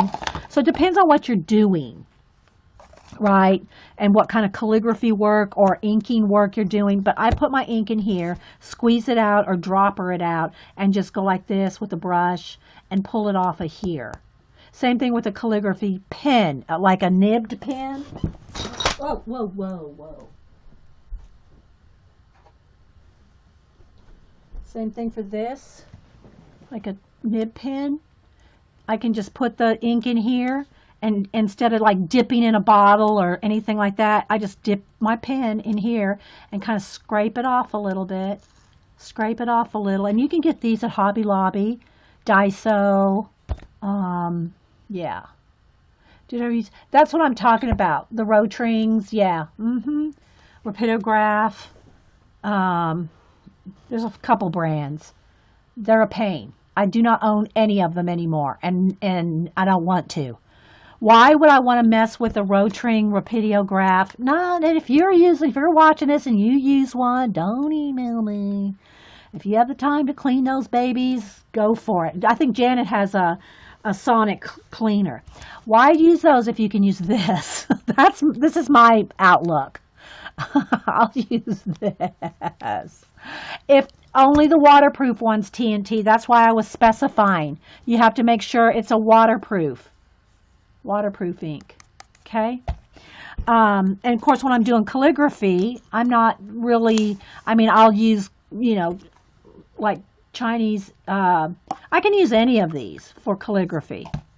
It's not like anybody's going to be varnishing them or anything because I'm doing certificates, poems, quotes. And again, I don't do those anymore except for what do you call it? A few certificates that are oversized certificates. Like I said, a karate dojo hires me to do their big certificates. Like they're like, I don't know, 2 feet long. They're big, oversized. That's not going to fit through your standard printer to print out the calligraphy. Let's see, have you ever tried? No, I've not tried Jane Davenport's black pen. I've tried her pencils and I bought her mermaid markers, which are not waterproof, obviously. They're water soluble. So no, I've not tried her pen. Do you know if her black pen is waterproof? I guess it would be because she paints over it, right? So you like the process yeah, see, it's too time consuming to grind my own ink. I don't do this for meditation. That's just me. I know people love it. People can grind their own. Yeah, I don't do it. I got too much to do. Okay, so now let me put this at least off my table here, guys. Hang on. And Janet was talking about some of her inks and pens, and I was only there for 30 minutes or something, but Janet's talked about it, so she probably has a full-on recording about it. So, and I have other ones up here too, guys. Like I said, that I really just don't use that much. Dr. Martens, I don't know there's some subtleties, I'm sure, between the brands. I'm not an expert, guys. You have to probably just Google it. Okay, so let me move this, pin this out of the way.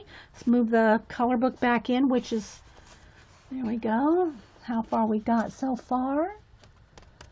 So yeah, so that's what we got so far. All right, let me make a little space here. Where's my blonder brush cap? Don't want to lose that. I just had it. There it is. Just keep it here. All right. Don't want to lose my little doors. We got our little doors here. That one's going to go on there. This one's going to go on here. And then we just cut a little slit in there after everything's said and done. Again, I don't want to cut a slit in here and add water and have it all seep through and all that. Then you just put the little tab in there, and then you can open and close the little door. I said, that's so cute. So cute.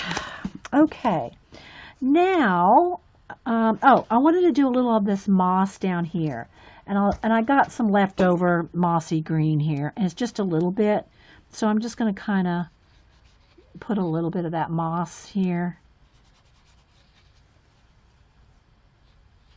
It just looks like, you know, the sheet moss.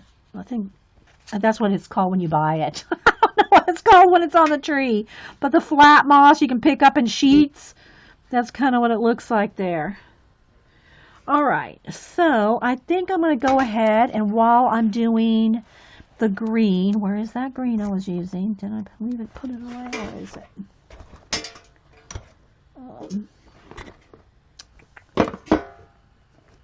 Let's see which one. Maybe it's just the mid green. Is that the one I was using? I think the mid green. That'll be good. It's kind of light olive, mid green. And I just want to start coloring some of these leaves. And I want to do that little, I want to do the center of this. So I'm going to come over here. If y'all have any questions, hopefully we're zoomed in far enough.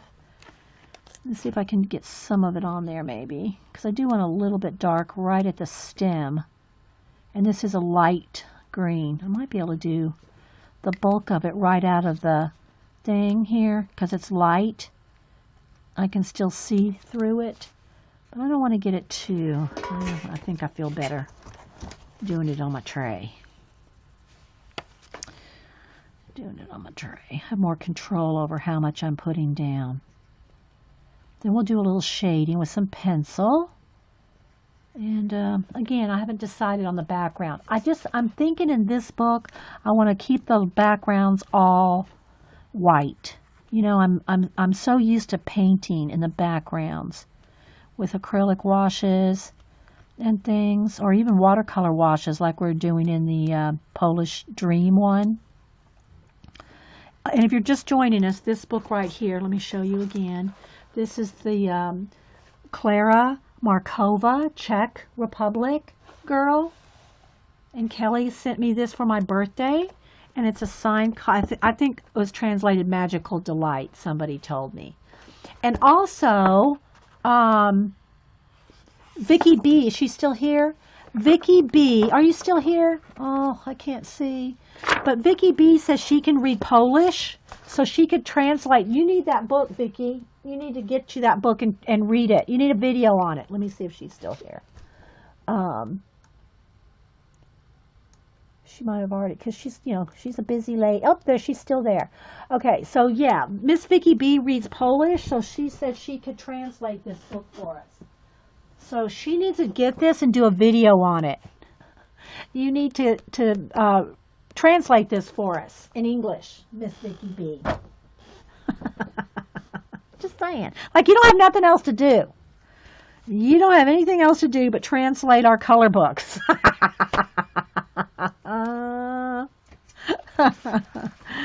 Oh, I missed a little spot of orange right there. Sorry, guys. I gotta say something to shout out our Miss Vicky B.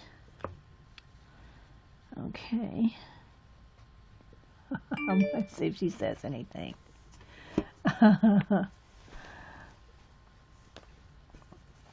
Okay. Sunshine peeping through would be nice. Yeah, that would be good. That would be nice. I mean, I could maybe do that on a couple. I don't know that I'd want to do, I don't want to do the same exact sunshine peeking through on every page. but I'm trying to not do my usual dark backgrounds in this particular book.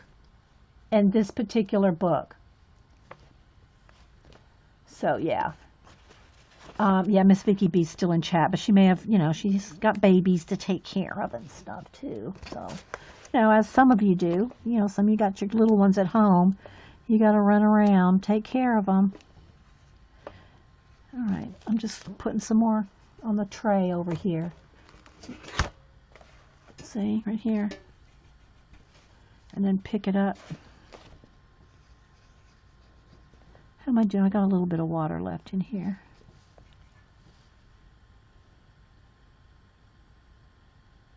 Yeah, there's quite a few girls in Oz. So if y'all are in Australia, make sure y'all do a meetup with each other. There's Ozzy. There's quite a few girls. Jen Oz. I'm just not thinking in my head right now who all's there from Oz. So you can just see, I'm just coloring in the leaves. Hey, Pepper Kitty. How you doing? So we're going to work on this page for probably about 30 more minutes. That'll give us a 2-hour time frame on this particular page. I try to get a lot done, but we are chatty here too. So if you're watching this recording, I am talking to people, and I got to do my giveaway. Don't let me forget. After this, I got to do my giveaway, my weekly giveaway. And I'm not peeking into each envelope. I made up 40 envelopes for the year. Again, when I get to, through the 40, I'll make up, another 15, 12. Because I want to do one a week, right? And I made them up. Me and Denise made them up when she was here a couple months ago. When we made those, a month ago, November, I think we made them up. And so we packaged them up, and so I don't know what's in each individual pack. Do you have your own? No, I don't, Melody. I just use Hubsters. I mean, as for two people in the same house, we just didn't think, But I know some people said, I want to know what you have a wish list. If I do that, I'll make my own, because Hubster's got his own wish list. I don't want to put my stuff on his wish list. I don't even know if he has one, really. But, so, I know, and I got to do my post office box thing. Guys, right now I'm just waiting. I'm hoping this week I get my new lenses for my glasses. And I've got 5 commissions stacked up waiting on me.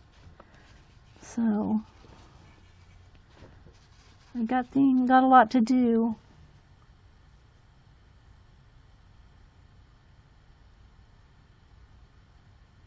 Welcome from Germany, Zoe. Petka, are you in Germany? Petka Anita is in Germany. Oh, yeah, there you go. I just saw her say something to Zoe. I'm just going to keep moving here. Keep moving.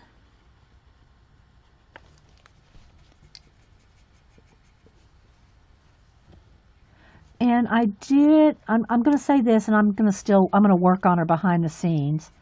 But somebody sent me an awesome birthday through Amazon gift. And I asked if I could shout her out. And she goes, no, don't do that. Kind of like Kelly does. Kelly always goes, no, don't shout me out. But anyway, when I get the gift, I'll do it here, of course. But I got to get her permission to let me say it was from her. Oh, look, here's one of the dark brown leaves. So again, when I go over it with the green, see, it just makes it like a little darker olive. It's not showing up on camera. So don't worry about if you get out of lines. Bunny says she has an Amazon. You keep pressing the buy button. Yeah, right. So anyway, I'll see if when I get it and show it, She got it for my birthday. I'll ask her again if I can shout her out. I'll email her and ask her. Because I don't want to embarrass people, you know.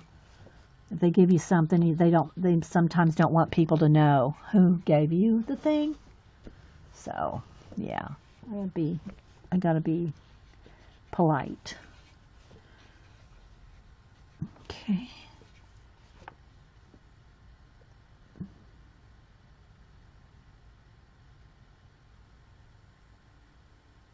Yeah, hey Carol. Carol. Janet streams at 1, which is a couple hours.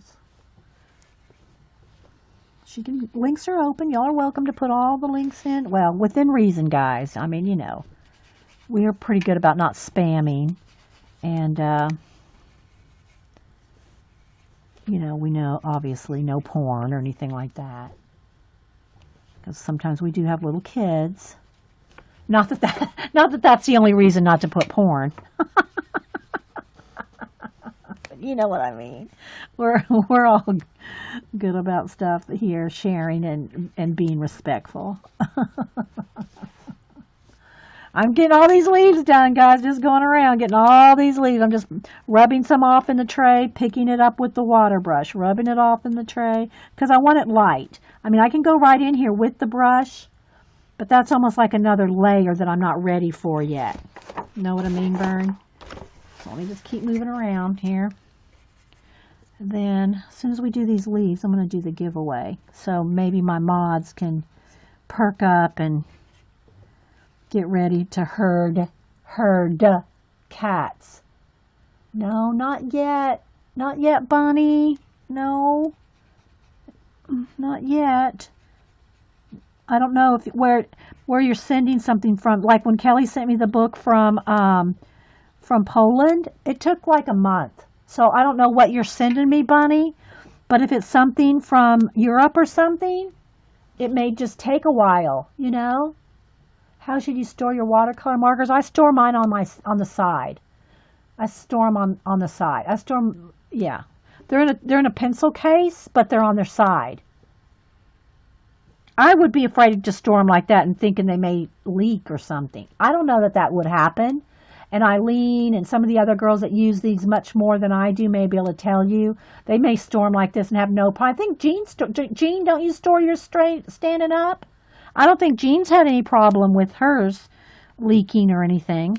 But that's just in my head. I think, you know, it's kind of dangerous to store markers on end. But, you know. Don't ever call me Perky. Okay, Terry. Excuse me. Excuse that little faux pas. Let me do these leaves right here. Excuse that little faux pas there, Terry. Terry said, don't ever call her Perky. Uh-oh. Kind of see I went a little wild right there. I look up at chat and I sometimes go, whoop. Eileen has hers laying down. But I think, if I'm not mistaken, I think I saw Jean had hers in a box, a house that she built for hers. Jean builds furniture or houses for her markers and her supplies. I tease her all the time. I tease our Jean. Yeah, she builds them houses.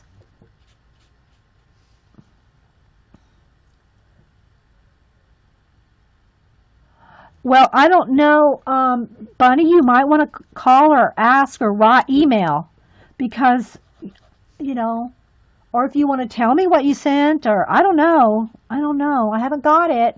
I would tell you if I did, Bunny.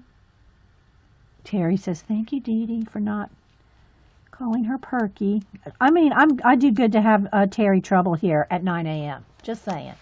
She's not a morning person, and I know some of you aren't.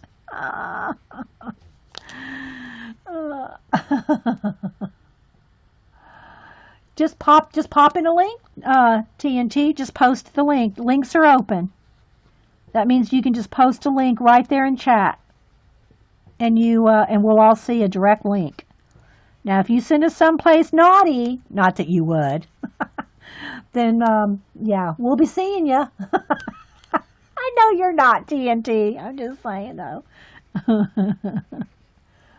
My mods have boots. They have boots on. And especially Terry, who, she's not perky in the morning.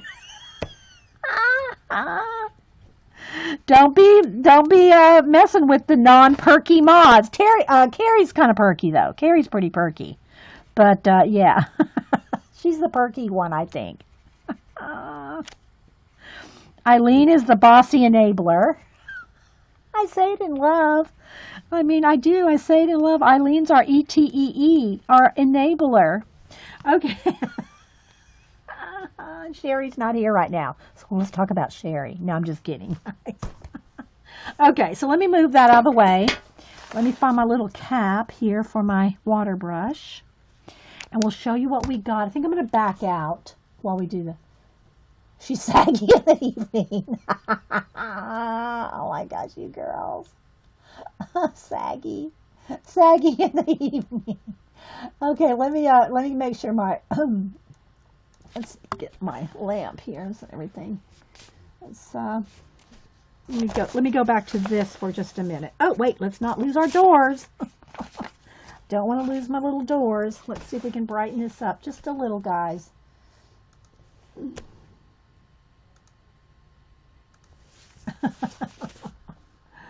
Okay, so there we go. Probably need to refocus, but I think you can see there. I love the colors. See, we've got a sienna, we have an olive green, we have an aubergine, a dusky purple with like a lavender purple. We have an ochre, a yellow ochre color, and an orange color. And this is the same color as the tree. So yeah. And then again, here's going to be our doors. This will go like this, and that'll go like that. When we get, and the little tabs will be, cut in. So yeah. I don't know, somebody's telling Terry to buy a bra. I'm not going to ask. I'm not going to ask. Oh, okay. Well, Miss Vicki, I figured you had to step away for a minute. We were just saying that you need to get this book. And you need to do it on your stream, on your show, on your YouTube channel, and read it to us. Read the translation. I don't even know that I could show it to you here where you could see it well enough to translate because it's in cursive. But you need to do a video on that book. Just saying, Miss Vicki. All right, so let's do our giveaway. Again, I don't know what's in this pack, but it's week 4. All right, so let me get my random.org.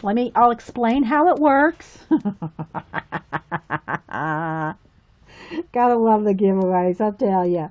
So what happens? You will? Okay. Yeah, I think you get, I think you have to get it from Poland unless, more things change all the time.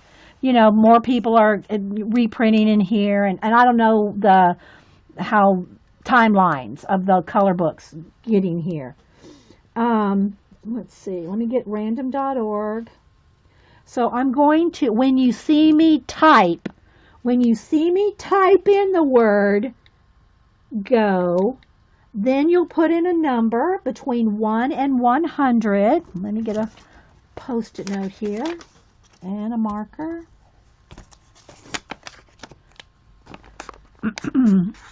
You'll type in a number, one number only, the closest, well, I'll just set this right here for now, the closest without going over. You've missed us, Terry. Well, you just got to hurry up and unpack and get back into the swing of being here and with all the you streamers. The closest without going over, one number only, will win our weekly pack of goodies. Okay? So, yeah. And I know there's a lag, so I'm kind of waiting a second for my voice to catch up with, y'all hearing me. Y'all hearing me? One number only, closest to the random.org number without going over. Okay?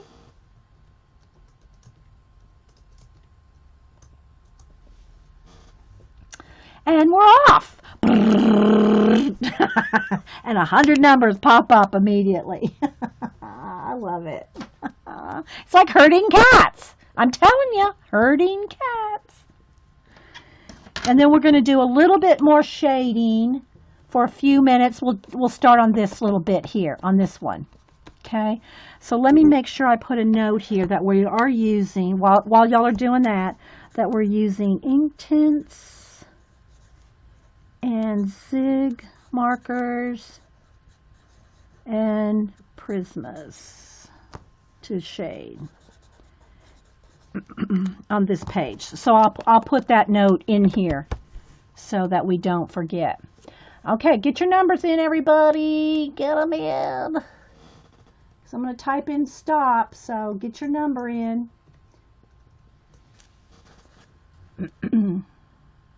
Wait for just another 30 seconds. When I think everybody can see numbers rolling by. Okay. Last call for a number. Last call. One number only. Suzanne, you put in 2 numbers. Seriously, Suzanne? Seriously? One number only. It's going to be the first person closest to the number. All right. Hey, Orla, put in a number, Orla. If you're just getting here, anybody else, make it quick. Numbers, please. Number, please. I don't want to leave anybody out.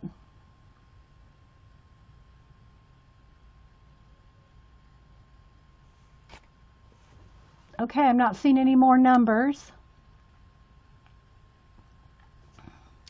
Okay, stop. All right, here we go. Random.org. Okay, we're going to come over here to our little generate box. I have between 1 and 100. Going to generate a number. 62. The closest to 62 without going over. 62.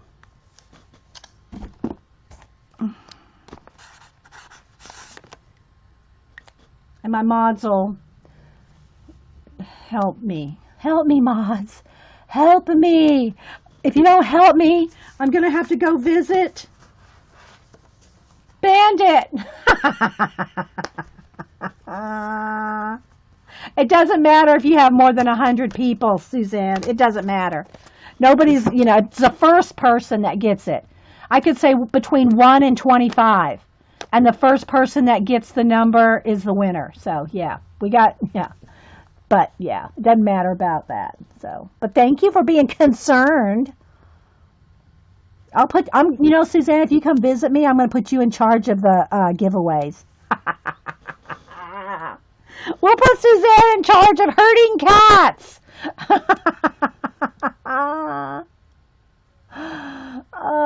Okay, I'm waiting for Eileen and Carrie and Janet and Terry. Sorry, guys, I get the giggles at it, the whole thing. The closest to 62 without going over.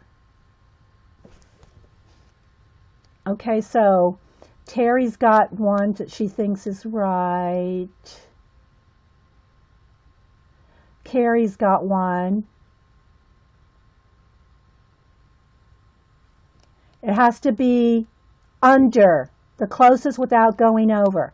So far, Carrie's got it. I mean, not Carrie didn't win it. Carrie's got the winner.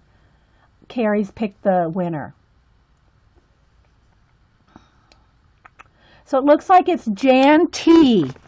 Jan T had 58. So 2 of my mods agreed. I wait till 2 mods agree. So Jan T had 58. So Jan T, yeah. So email me your address, Jan, and I'll send you out your surprise package. Yeah. Okay, guys, I'm going to let that kind of settle down for a minute. And I'm going to color this for a few minutes and then about 10 more minutes on this page. Yeah, so congratulations, Jan T. All right, so now let me come over here and I'm going to get my Prismas. I'm going to move the watercolor stuff out of the way. Just set this all over on the floor.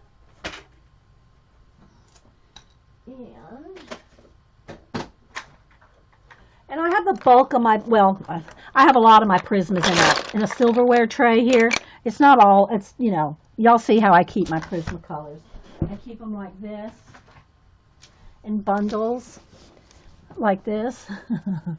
This is how I keep them by color families, like purples. Then I have light green and dark green, light blue, dark blue. And if you have them in bundles like this, then you can just do this. Bam! And pick a color. So I like having these in my, you know, because I use these all the time. These are my go-to pencils, Prismacolor Premier. Well, and some Sanford, some Barrels, but yeah, the Prismacolor Premier. So you can just kind of fan them out and pick your colors if they're rubber banded. It's just an easy way to keep your colors together. But these are the colors I use like all the time. So I kind of have my yellows and beiges, my reds, pinks, blues, green, a couple of greens in there, purples, some flesh colors, and just random stuff. So, you know, I use these all the time. But all my bundles are like this. So now I want to go over here though, and I want to get out like yellow ochre, and I got to sharpen. Where's my sharpeners? Okay, so let me sharpen a yellow ochre, and I know it's tiny.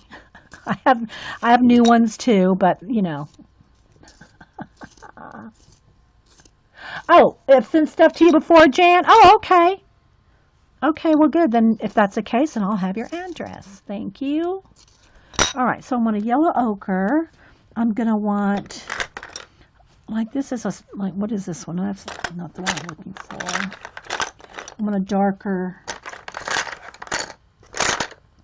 And I have to get into a bundle, I think, because I need a sienna. Ah, here we go. Is this a sienna?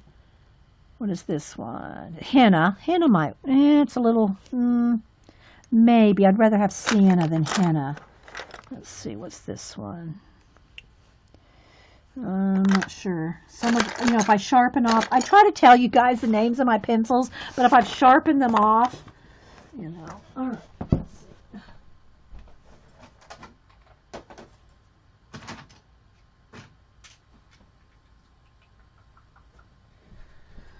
All right, so here's a newer one. Here is pumpkin. Let's go with pumpkin. Let's go with cad orange. And then I want this yellow ochre, which I have another one in here. I don't have to necessarily use a stub, but also we'll go with that. And I'll need an orange. Couple shades of orange. That's poppy red, but poppy red is an orange, guys. Trust me, poppy red is really orange in the Prismacolors. And then I need a bright orange, not fluorescent or anything, but lighter. Okay, so I'm going to start with these colors. I'll tell you what they are, and I need to sharpen while I'm reading. All right. So I'm just going to sharpen them a little bit. And then we'll do the pumpkin or the squash, whichever you want to call it. Hi, Carla. Anybody else popping in?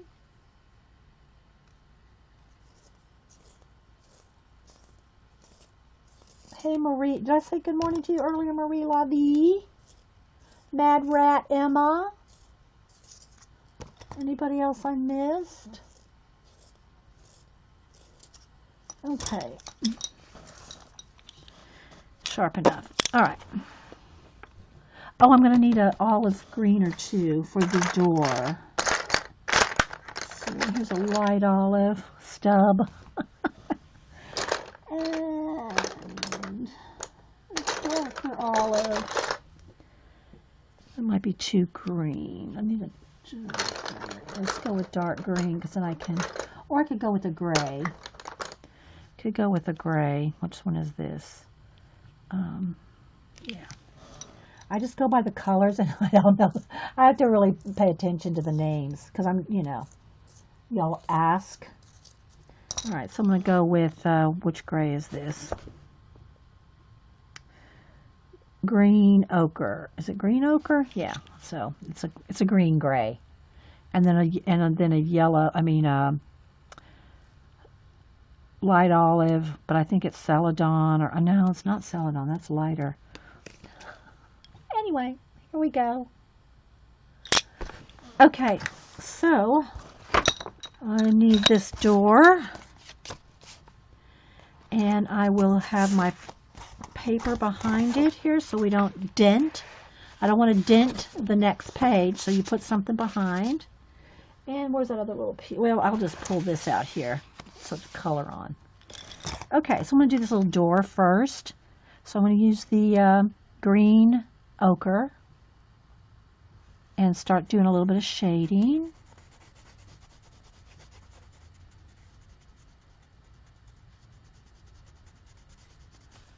Oh, I should probably zoom. Let's go back to the zoom. Hang on, guys.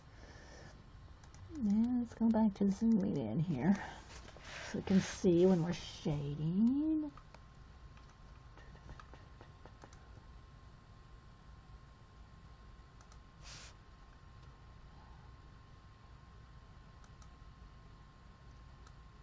Is that a little better? All right.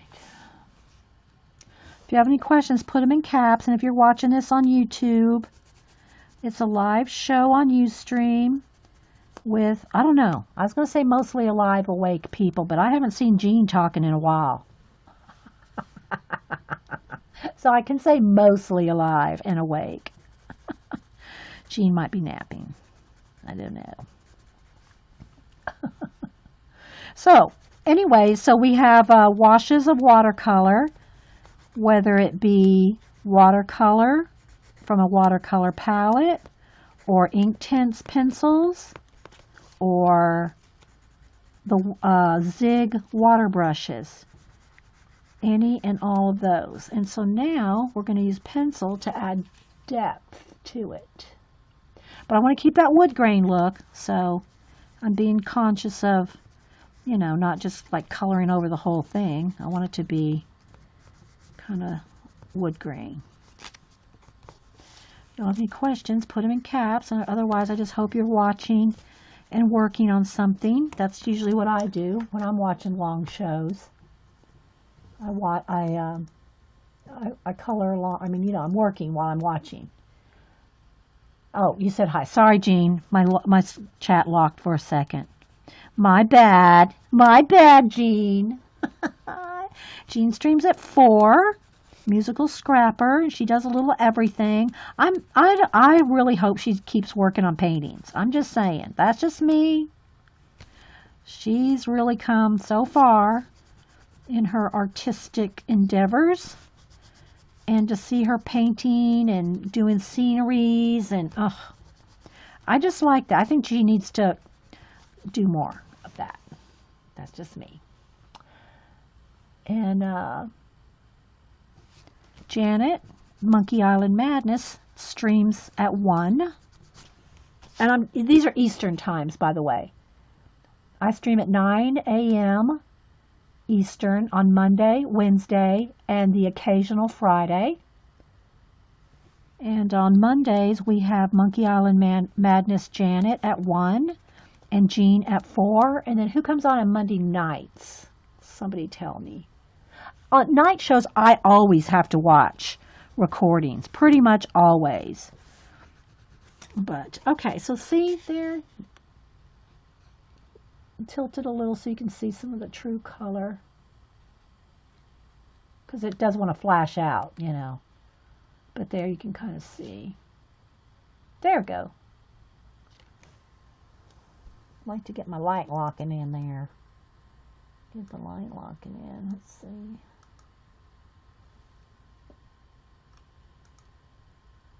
Let's refocus, guys. One moment. Where's my... Hang on, let's focus.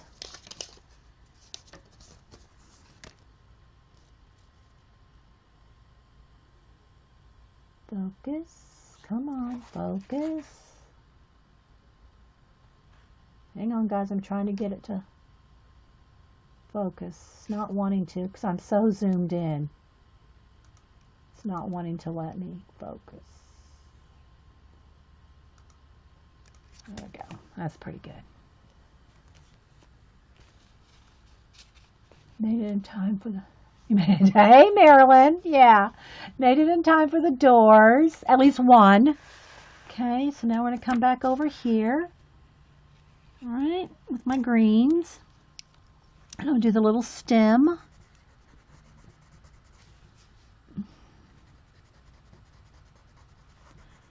Which is nubby. And then I'll take my light olive and kind of just blend it. You know, and I'm leaving some of the watercolor showing. So it gives it that more depth.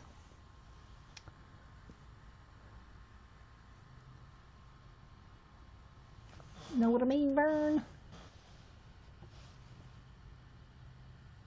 Oh, let's see, here's my...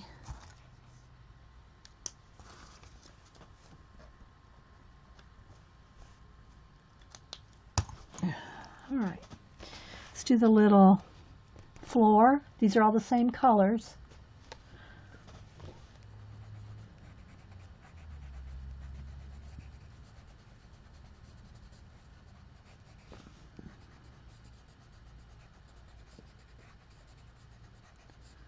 After this, I gotta get me some coffee and take a break.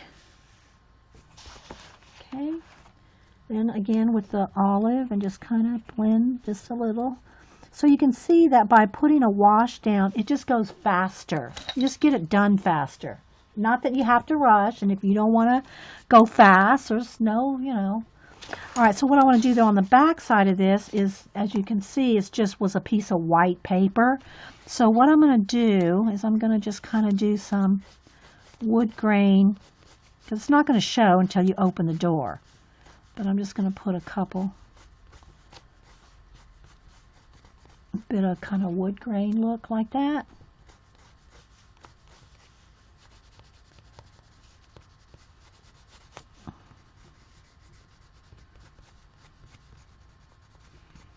So that when you open the door,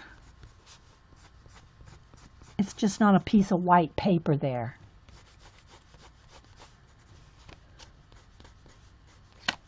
And I could use my pen too.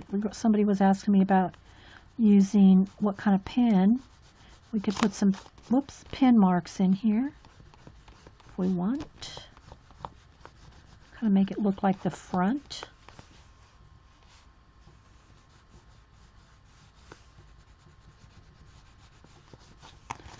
Let's see, they got some little knots in them, so let's take my pen. No, I don't want my brush pen. Where's my regular? Here we go. And we'll do some, we'll make our own wood grain. You don't, you know, you wouldn't have to do any of this. You could just color it a solid color if you wanted. I just didn't want it white. So that when you open, let me put a few little knots and circles. So put little knot holes in it. I can't really hold it up because I'm so zoomed in, guys. Let me find something here to put it on. So if you just want to just make some little knot holes like this, and then what you do is kind of carry them out like that. So they kind of go around, the wood grain kind of goes around the knot holes. Does that make sense? So like here's a knot hole, and then what you do is just kind of go around it like that. And it gives you a little faux, it's faux knotty.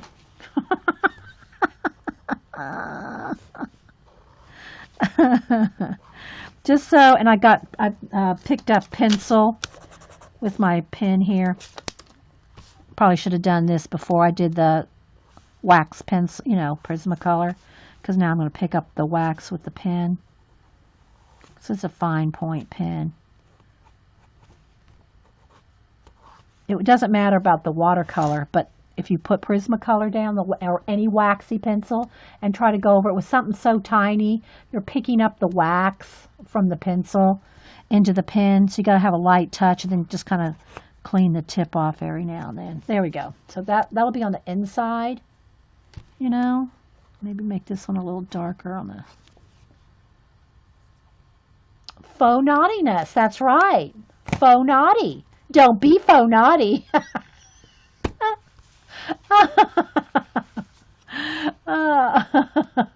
And you can take your dark and then kind of shade, you know, you can kind of shade around the wood to give it more depth, like right around the naughty parts. Like that. All right. And then same thing for the front here where there's some wood knots already there. You know, you can just kind of go around them just to make them kind of stand out a little. Now I haven't colored the wreath on the door, but I'll do that later because I want to cut this out and put it on. Okay, so let's go ahead and go back over here real quick. Put the piece of, you know, I have a piece of black cardstock under here, and let's do a little bit more on the squash. So I'm going to take the darkest color I picked out here, which is orange, pumpkin orange, and I'm going to start shading. Okay. I'm going to start shading, and you could do this layer, another layer with your watercolor. Just add a darker bit of watercolor here now that it's dry. But every layer you put on in watercolor or any kind of water soluble, make sure it's dry between the layers because that's what's going to break down your paper if you let it get oversaturated. So you got to let it dry in between. Okay. You like Marilyn. I need to sharpen this because I'm getting in some tight little bits here. You girls. All right, so now I'm going to get back in here at the shading.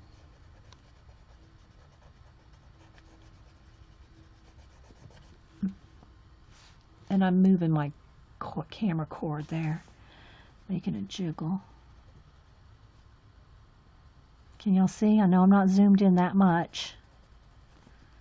So I'm just going like under each little petal here where it would be shadowed. And there's little dots, there's little pointillism there. So you can kind of see where the artist put the shadow for you with pointillism, i.e. dots. So hopefully y'all can see a little bit.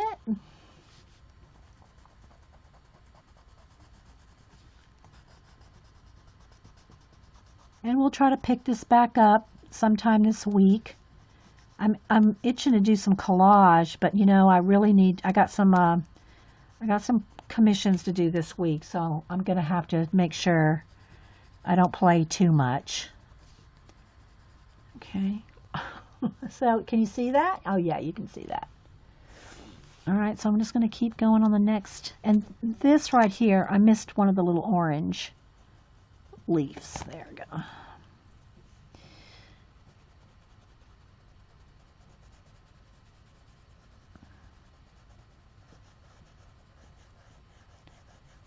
But if we have a few minutes for another little segment, is there some kind of, if y'all want to see any kind of a specific type of art book or any kind of something, what would y'all like to spend, you know, a little bit of time if we didn't do a project, if you just want to see something? Or, okay, let me see which way that leaf is flipping. It's going that way. So that one's behind there. If y'all wanted to see something or talk about something or show and tell something, what would you like it to be? Because I don't know that I'm going to have too much more time to do a whole nother project after this, you know. So y'all let me know if you just want to spend a little bit of time talking about any specific color books or anything like that, just to have a little bit of time before Janet comes on. Let me know, because after this I'm going to take a break, go get some coffee, and start a new segment. Anything. Your owls and anamorphia was the reason you started coloring. Oh, Zoe. Oh, I love my owls in there. Yeah. I like my lizards too because the lizards are really bright, colorful. Okay. So you can see it's not a lot of products going on here. It was, a wash of color, watercolor, and now, this is just the first color that I'm adding to it. Just shading gives you the depth, like that. Lettering books. Yeah, I can show some lettering books, although probably Janet's probably got more lettering books going on. I know she did show some. I don't know, she probably didn't show her whole collection. Knowing Janet, that's not everything she has. Okay, so now I'm going to go with the lightest of the oranges. Now, it's not the yellow ochre because I'm saving that for down in here. Okay, but this one is just orange, I think. Yeah, this is just orange. And all I'm going to do is just kind of lightly feather in the dark into the light. It's very subtle. I don't even know if you can tell how. All right, let's look at this one. Oh, I see it flashed out of color. All right, see how that dark we had there? Now if I just take this orange and just kind of feather it out, it just blends it into the light one. It's very subtle, but see, it makes that line go away. See those lines? It kind of makes that go away by just feathering it in. Or the book with the botanical. Oh yeah, I love that book. Yeah, it's an art book. That's an inspiring book. Here's what, and I'll show it because I love it. Just like the James Christensen or some of the other art books I have.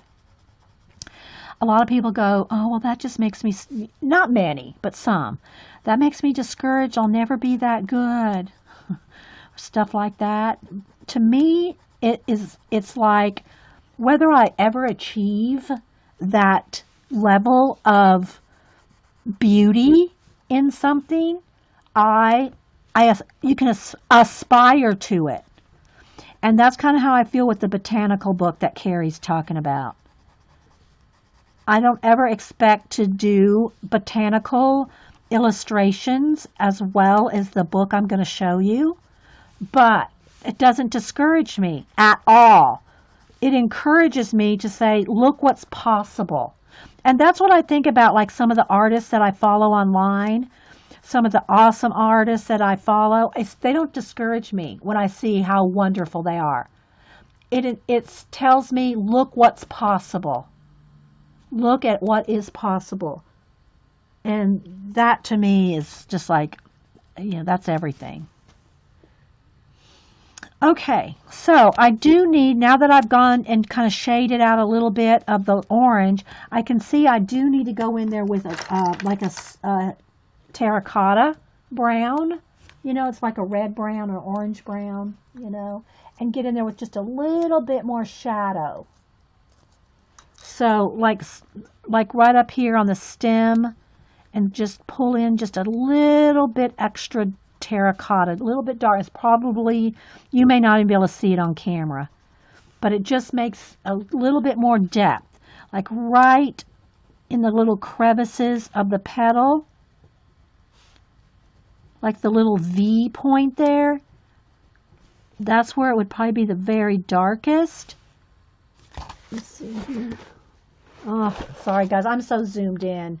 I'm not able to hold it up and get any closer. I can zoom in more, but I can't hold it up.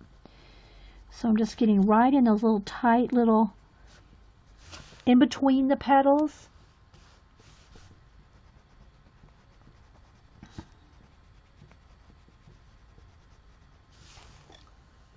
Like that. All right, now let's do the next row. So when you see some artists that you think, oh my gosh, I love that person's work, I'd never be able to do that. Well, even if you think that, you just never know how far you can go. But if you say, I'll never do that, you probably never will. You can say, oh my gosh, I'm not there yet. I'm not near there yet. But don't ever say never, because who knows how much time it would take you if you practice and put your heart into it, whether you could get to that level or not. Can you show some of the Larger books you have under my desk. Oh, you mean my portfolios of artwork? Well, that used to be under the desk when I had it over there, but I think that's what you're talking about because now under my desk are bins of paper. But if you mean some of my larger artworks, I can show you like my animal posters. Those are nice and big. A lot of it are sketchbooks and just things in who knows, you know. Some are finished, some are not. I don't have them organized. Well, I do have some organized by finished and not finished. But I don't really have organized portfolios because I don't need to show my work. You know, if I want to show anything, I just photograph it and it's emailed. I don't have to, you know, tote around physical artwork.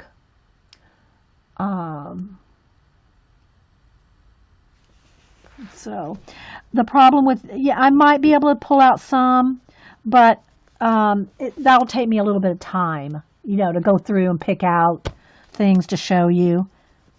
But I can do that some time. I just don't know that I have time to do that today. You know, go through and pick out things. Grayscale really, now to me, there's two kinds of grayscale. There's the true grayscale where it's like a photograph, where somebody's taken a photograph and turned it into like a color book page. I'm sure you've seen what I'm talking about. I have a couple around here somewhere. But they've taken a photograph and they've run it through filters and turned it into a color book.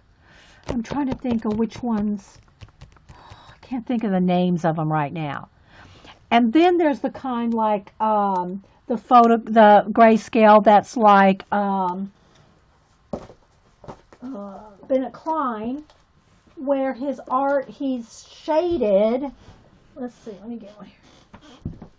That has grayscale elements. I mean, they're called grayscale sketches, but it's not like taking a photograph and turning it into a grayscale. Do you know what?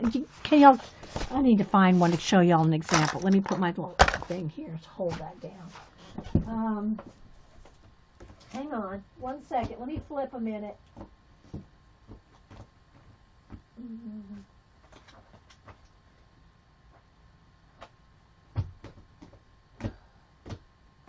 I'm trying to find one because I've only got a couple. Here we go. Okay. So here's the difference to me. Salesforce. Yeah. All right, and I might be too zoomed in to do this. Okay, so like here's Bennett Klein's. He's got his drawing and his shading in shades of gray, right? But he didn't take, I mean, he took his artwork and photographed it. See, I'm not being very specific here. But then here is a Edgar Degas, and here is where they have taken a photograph of a painting and turned it into a color book. This, to me, is real grayscale.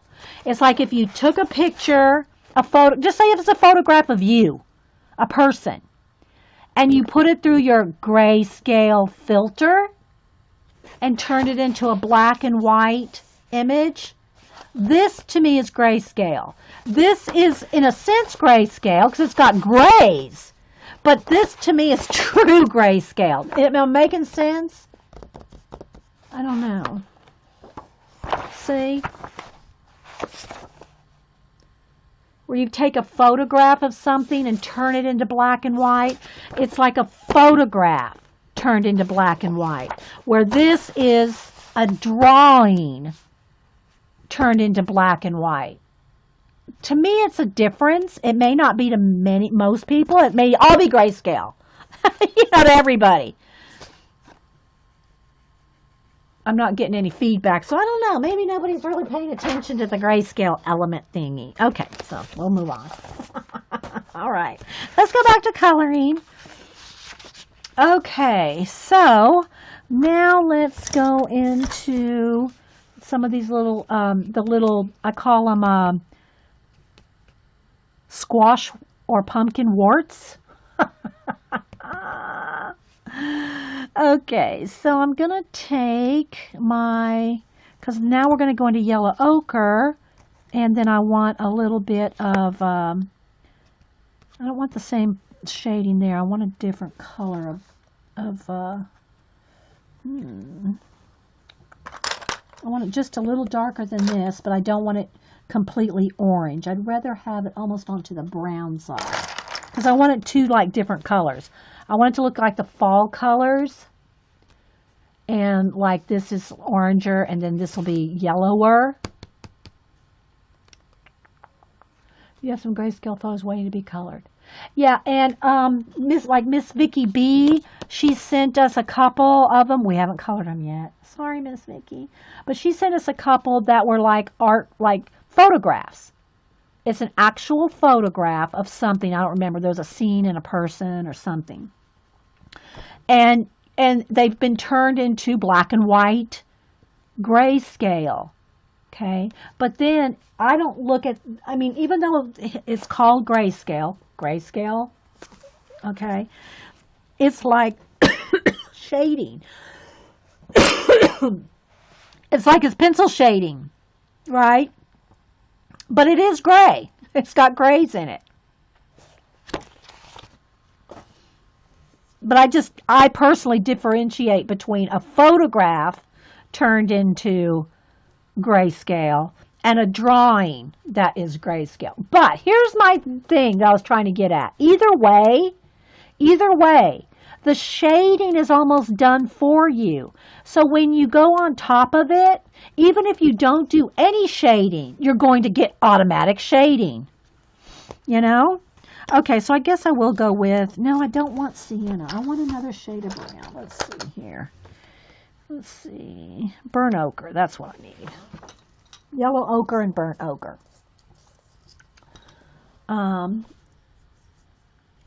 Just in case grayscale images. Eileen's posting a paragraph. She's posting a book.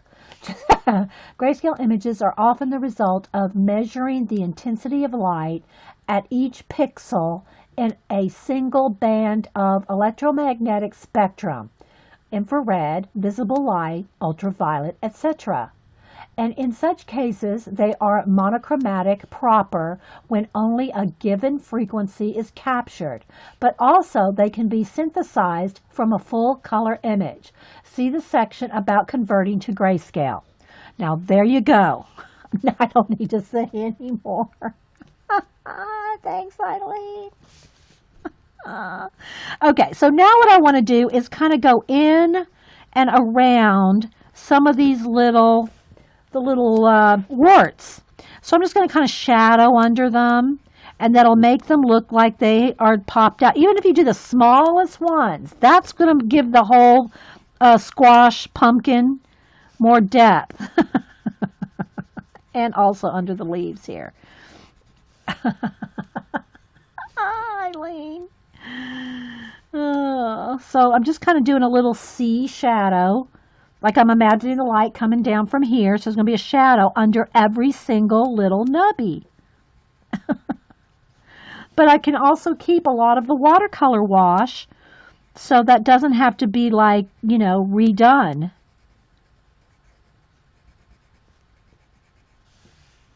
So yeah, you can see it a little bit there, right? And again, under the little top here, there'll be darker shaded areas in there. That ends our DeMonte, that ends our art lesson for today. Eileen, the educational enabling elf. Oh, that's good, Muse. We got to write that. It's got to go in the Wingnut book.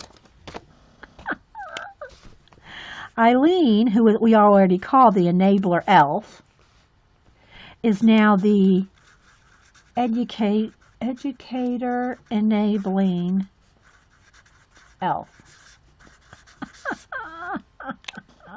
And that was by Muse. Oh my goodness, that's too funny. See why I like Mondays? How can you not like Mondays when we're all here having fun? That's just me. How can you not like it? Hey, Vicky BR.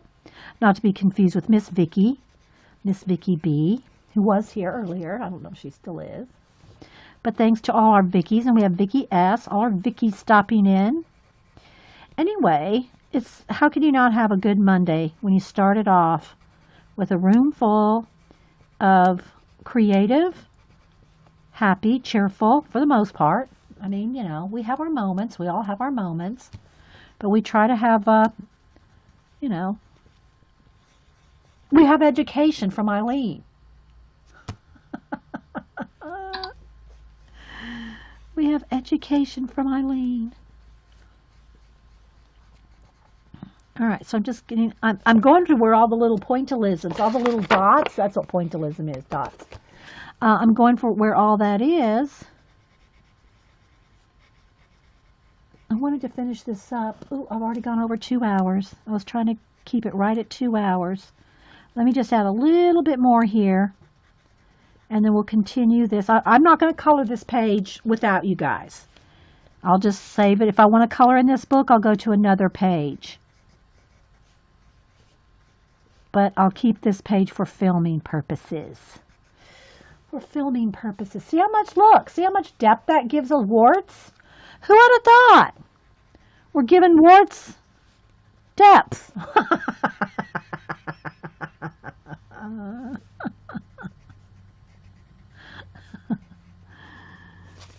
All right, let me do all these top ones here.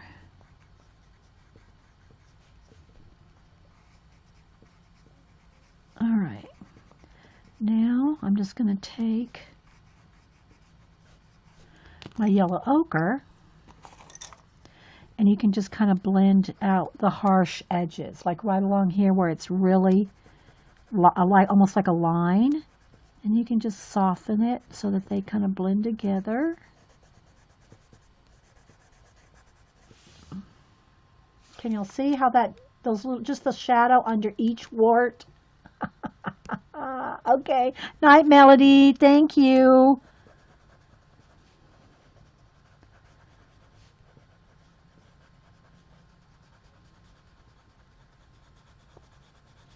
So yeah, if you just kind of shadow under each one, it really makes them, pop out. Oh, yes. there's the little bumps that are on squash. Don't y'all ever get those like in the fall?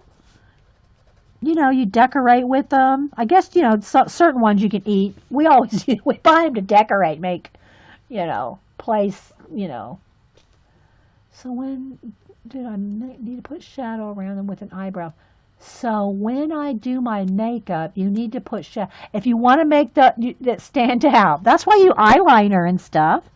In your makeup, you eyeliner that makes your eyes stand out. People use lip liner. I don't, but you use lip liner, make your lips stand out, contour your cheeks, And then these down here, I can just add a little bit of shadow on the bottom of them because there's no background to them. They're all just kind of jumbled up together.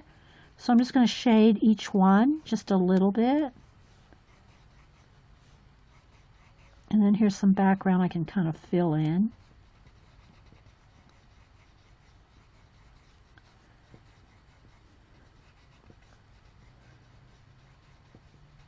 Okay. So you can see when we do a real-time coloring or real-time anything, how long it takes to actually do, especially like a double-page spread like this. But it's relaxing. To me, color booking is not just for relaxing and stuff, although it is that too. But you're practicing your shading, your blending, your different mediums. You're practicing how your watercolor, your water brushes, your ink tints, your water brushes, your Neocolor. You're practicing with all your supplies, whatever supply it is that you happen to favor.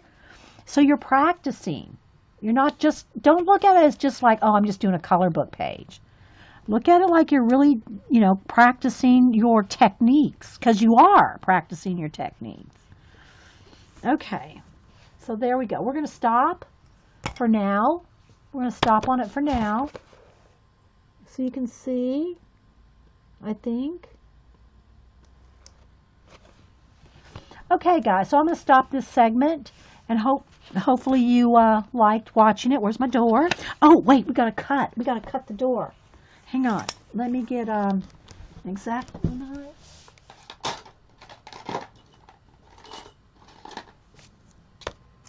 And I need a cutter. Let's see.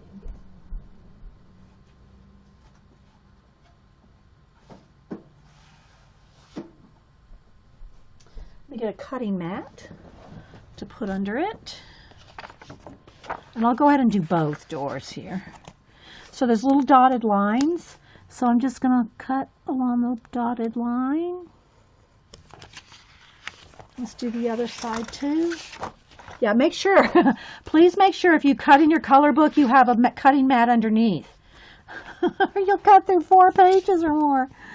All right, so I'm just going to cut down this side. And let's put our doors on.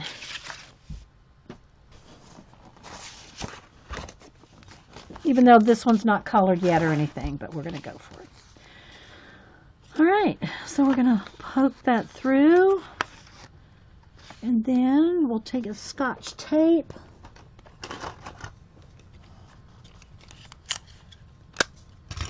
And on the back side here, tape it down. Let's do the other one.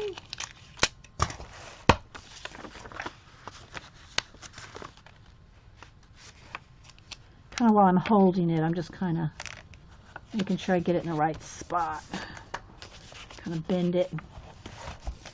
So there we go. We got this one. And again, I haven't painted, done anything with the back of this one yet. So we got that one. I know, isn't it so cute? Well, of course, we have to do the hinge and everything still. And the, wreath and the inside, but there we go. So I need to color that a little bit more into the tab. Didn't get it quite up far enough. I didn't think that was going to show, so there we go. But I want it right over, I want to cover it up exactly, so. Isn't that cute?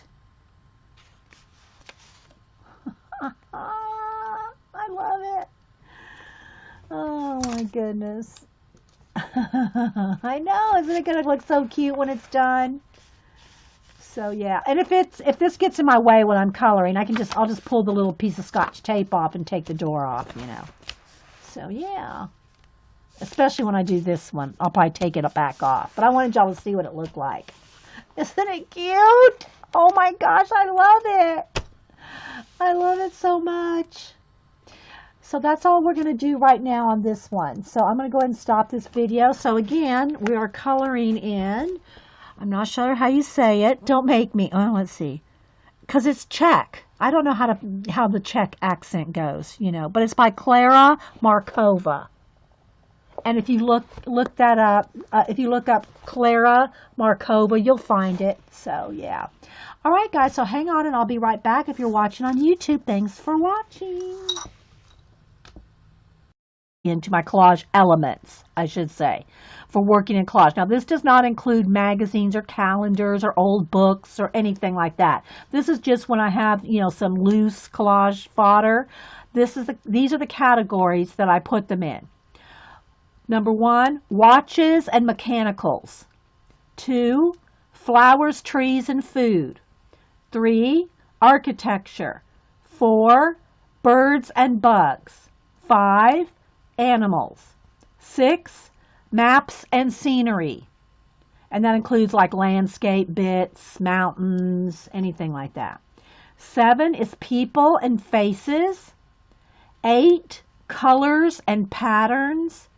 9, books and music. And 10 are odds and ends, anything that just doesn't really fit a category. So those are the 10 categories that I sort and file my collage fodder in. What am I going to use what am I going to use for this book? I think I'm going to go ahead and do well, I can't say I'm going to just stick with it, but here's what my plan is. I'm going to do watercolor washes with probably a combination of my old watercolors here and the real brush markers, the watercolor brush markers, and where's Eileen? Eileen not here? Eileen's here. And some Inktense. Sorry, Eileen. And then if I don't find the color, something I want, I'll probably, throw in some Neo colors. But that's just for the base. After I do that, then I'll probably go right on over to just Inktense and Prismacolor. Sorry, Eileen. Eileen's the one that gifted me these Kuritakis, and she doesn't like it when I mix them with Inktense. But anyway, so that's probably what we'll use, a little bit of anything. And again, if I just want to mix me up some watercolor, and then I also use a porcelain tray. You can use and when you buy sets of like Neo colors or pencils, a lot of times they come in the tins, and the tins have white tray tops, so you don't have to buy, although I think this was at Blick, it was like $3 for a porcelain tray. And this is good for if you want to use your water brush, which, let me find my water brush here. Where's my water brush? There it is. And you don't want a full strength marker or brush pen, a full strength, then you can just kind of put it down on your tray and then pick up what you want. And this, so this is the page. Now, before we do this, because I'm going to color, when I color the little bird houses, I'm going to want to match the doors. So I'm going to go ahead and cut these out. Get my little bee scissors out here, and I'm going to just cut out these two. That way I don't lose the other one here by having it loose in the book and then having it fall out or something. So I'll just cut these out. Okay, we'll go back to our page, and I do have black cardstock behind the pages here, just so that to protect the page behind it. And if I paint off the edge, not to have the book get all painty. So, and it's always a good idea to put some cardstock behind your page. Even though this is one-sided, they're one-sided pages, but every page has this little doodle on the back of every page with some lines. Like you could write whatever you want on there, but you don't have to worry about it going through because all the pages are one-sided in that way. Okay, so... yeah, so I'm going to cut these two little doors out. Let's put this back in there. I'm not using that color. But we're going to use all kinds of water mediums. And then we're going to shade with Prismacolor and Inktense. So that's what we're going to shade with today. All right, so I'm going to cut the little doors out. And then we're going to... there's little dotted lines on both of them where you put a little cut, and then the little tabs go in there so you can actually open the door. So if y'all have any questions, otherwise we're just going to color and have fun. They have finely ground mica in the metallics one.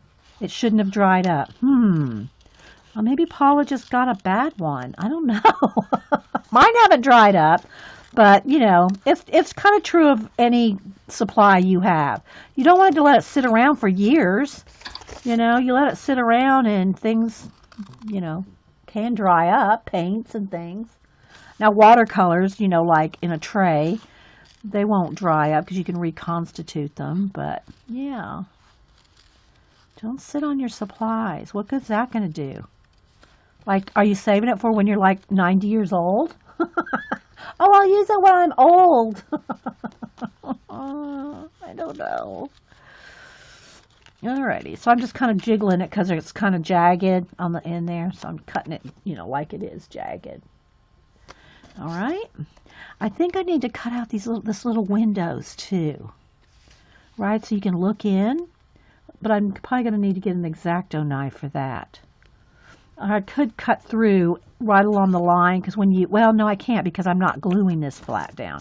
I'll say when you glue it flat down, it doesn't matter if you cut through something because it's going to be glued down. But this isn't going to be glued down. So we're just going to get our little doors ready so we can do those at the same time as we do the birdhouses. She got needle color too. Oh, you think maybe that it was her Neocolor 1 that dried up? Maybe. Maybe it was a Neocolor 1 that dried up.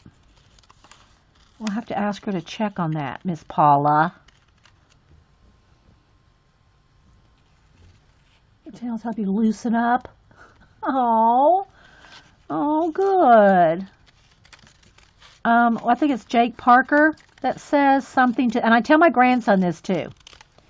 Perfection is the enemy of done. And it's been said a few different ways, but that's what I tell my grandson that because he's like that. He wants it to be perfect. And then he doesn't turn something in, and instead of getting an A for a great art project, he gets a 0. And his teacher goes, let's turn that project in, shall we, Cameron?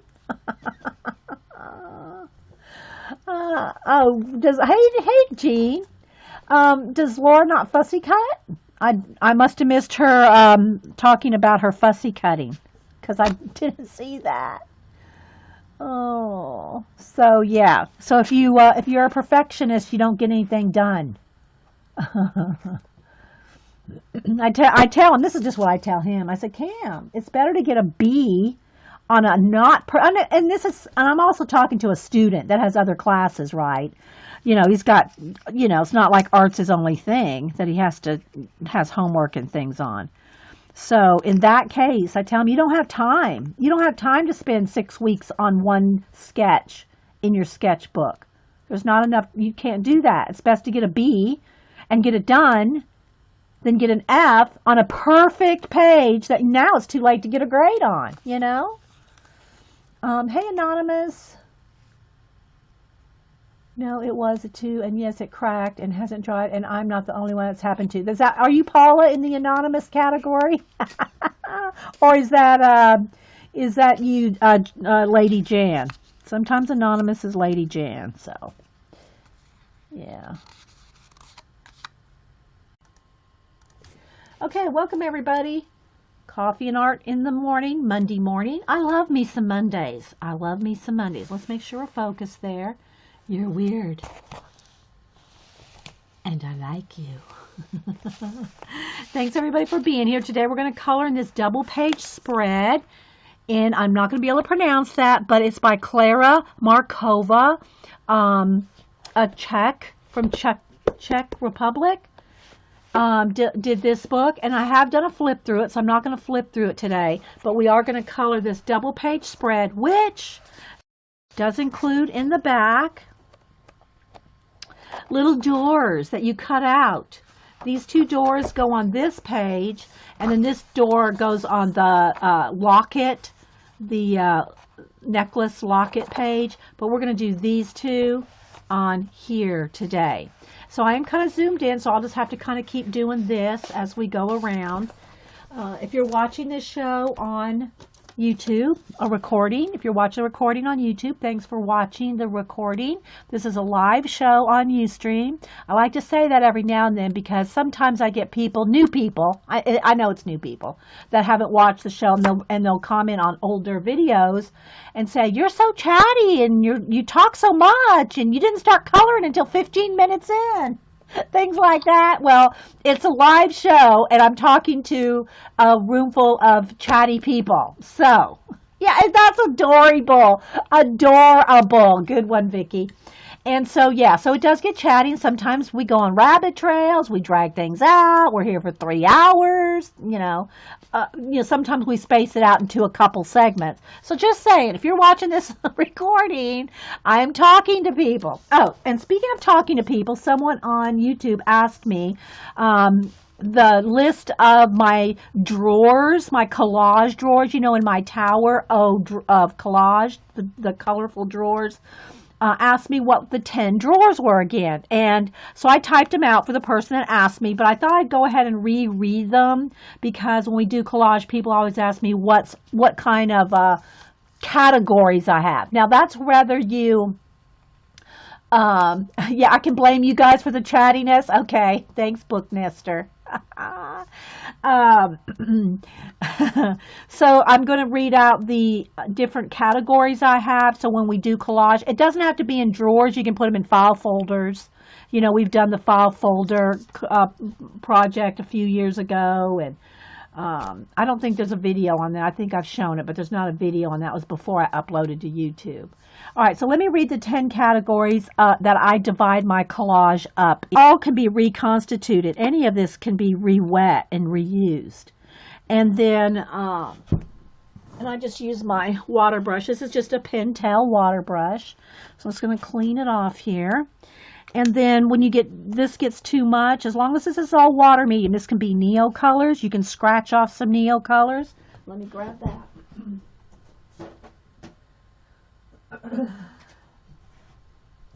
You can scratch off your Neo colors like this and then pick that up. Okay? And again, it'll stay, you can re-wet it in here. Or you can take your Neo color, and I say Neo color, I mean Neo color 2. Hi, Linda McLinda. And you can just pull it off the tip. The same thing, you can do that with your Inktense.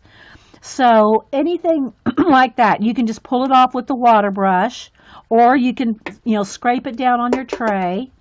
Either and or you can do. And I just use a Kleenex to clean off. I found that a Kleenex works the best to clean off my water brush, which I probably need some water in there shortly.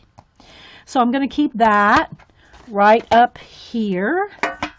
So if I need to reach up, let me put my other thing behind it so it kind of props it up for me without it rattling. That may not work because I got to move this around. So if y'all have any questions, put them in caps because then I'll know you're talking to me and not just amongst yourself. Your poor Neo colors are sitting in a drawer because you're afraid to use them. McJulie, you're the boss of your Neo colors. Oh my goodness! Don't be afraid to use your supplies. I think Paula tweeted over the weekend that her silver, and I've not had any problems with any of my Neo colors, but she said her silver dried up. Her silver Neo color. So it's probably something to do with the metal. We'll have to ask Claire, because when there's metal in a crayon, Claire's taking blacksmithing and metallurgy. Yeah. In college in UK. So, okay. So, hi Tiger Witch, Kimberly. And who else am I missing? Anybody else that's coming? AZ, Stargazer. If I miss saying hi to anybody, I'll try to catch saying hi to you. I tried to say hi before I hit record, because otherwise then the recording has to listen to, me rattling off everybody's name. Okay. Yeah, so get those out.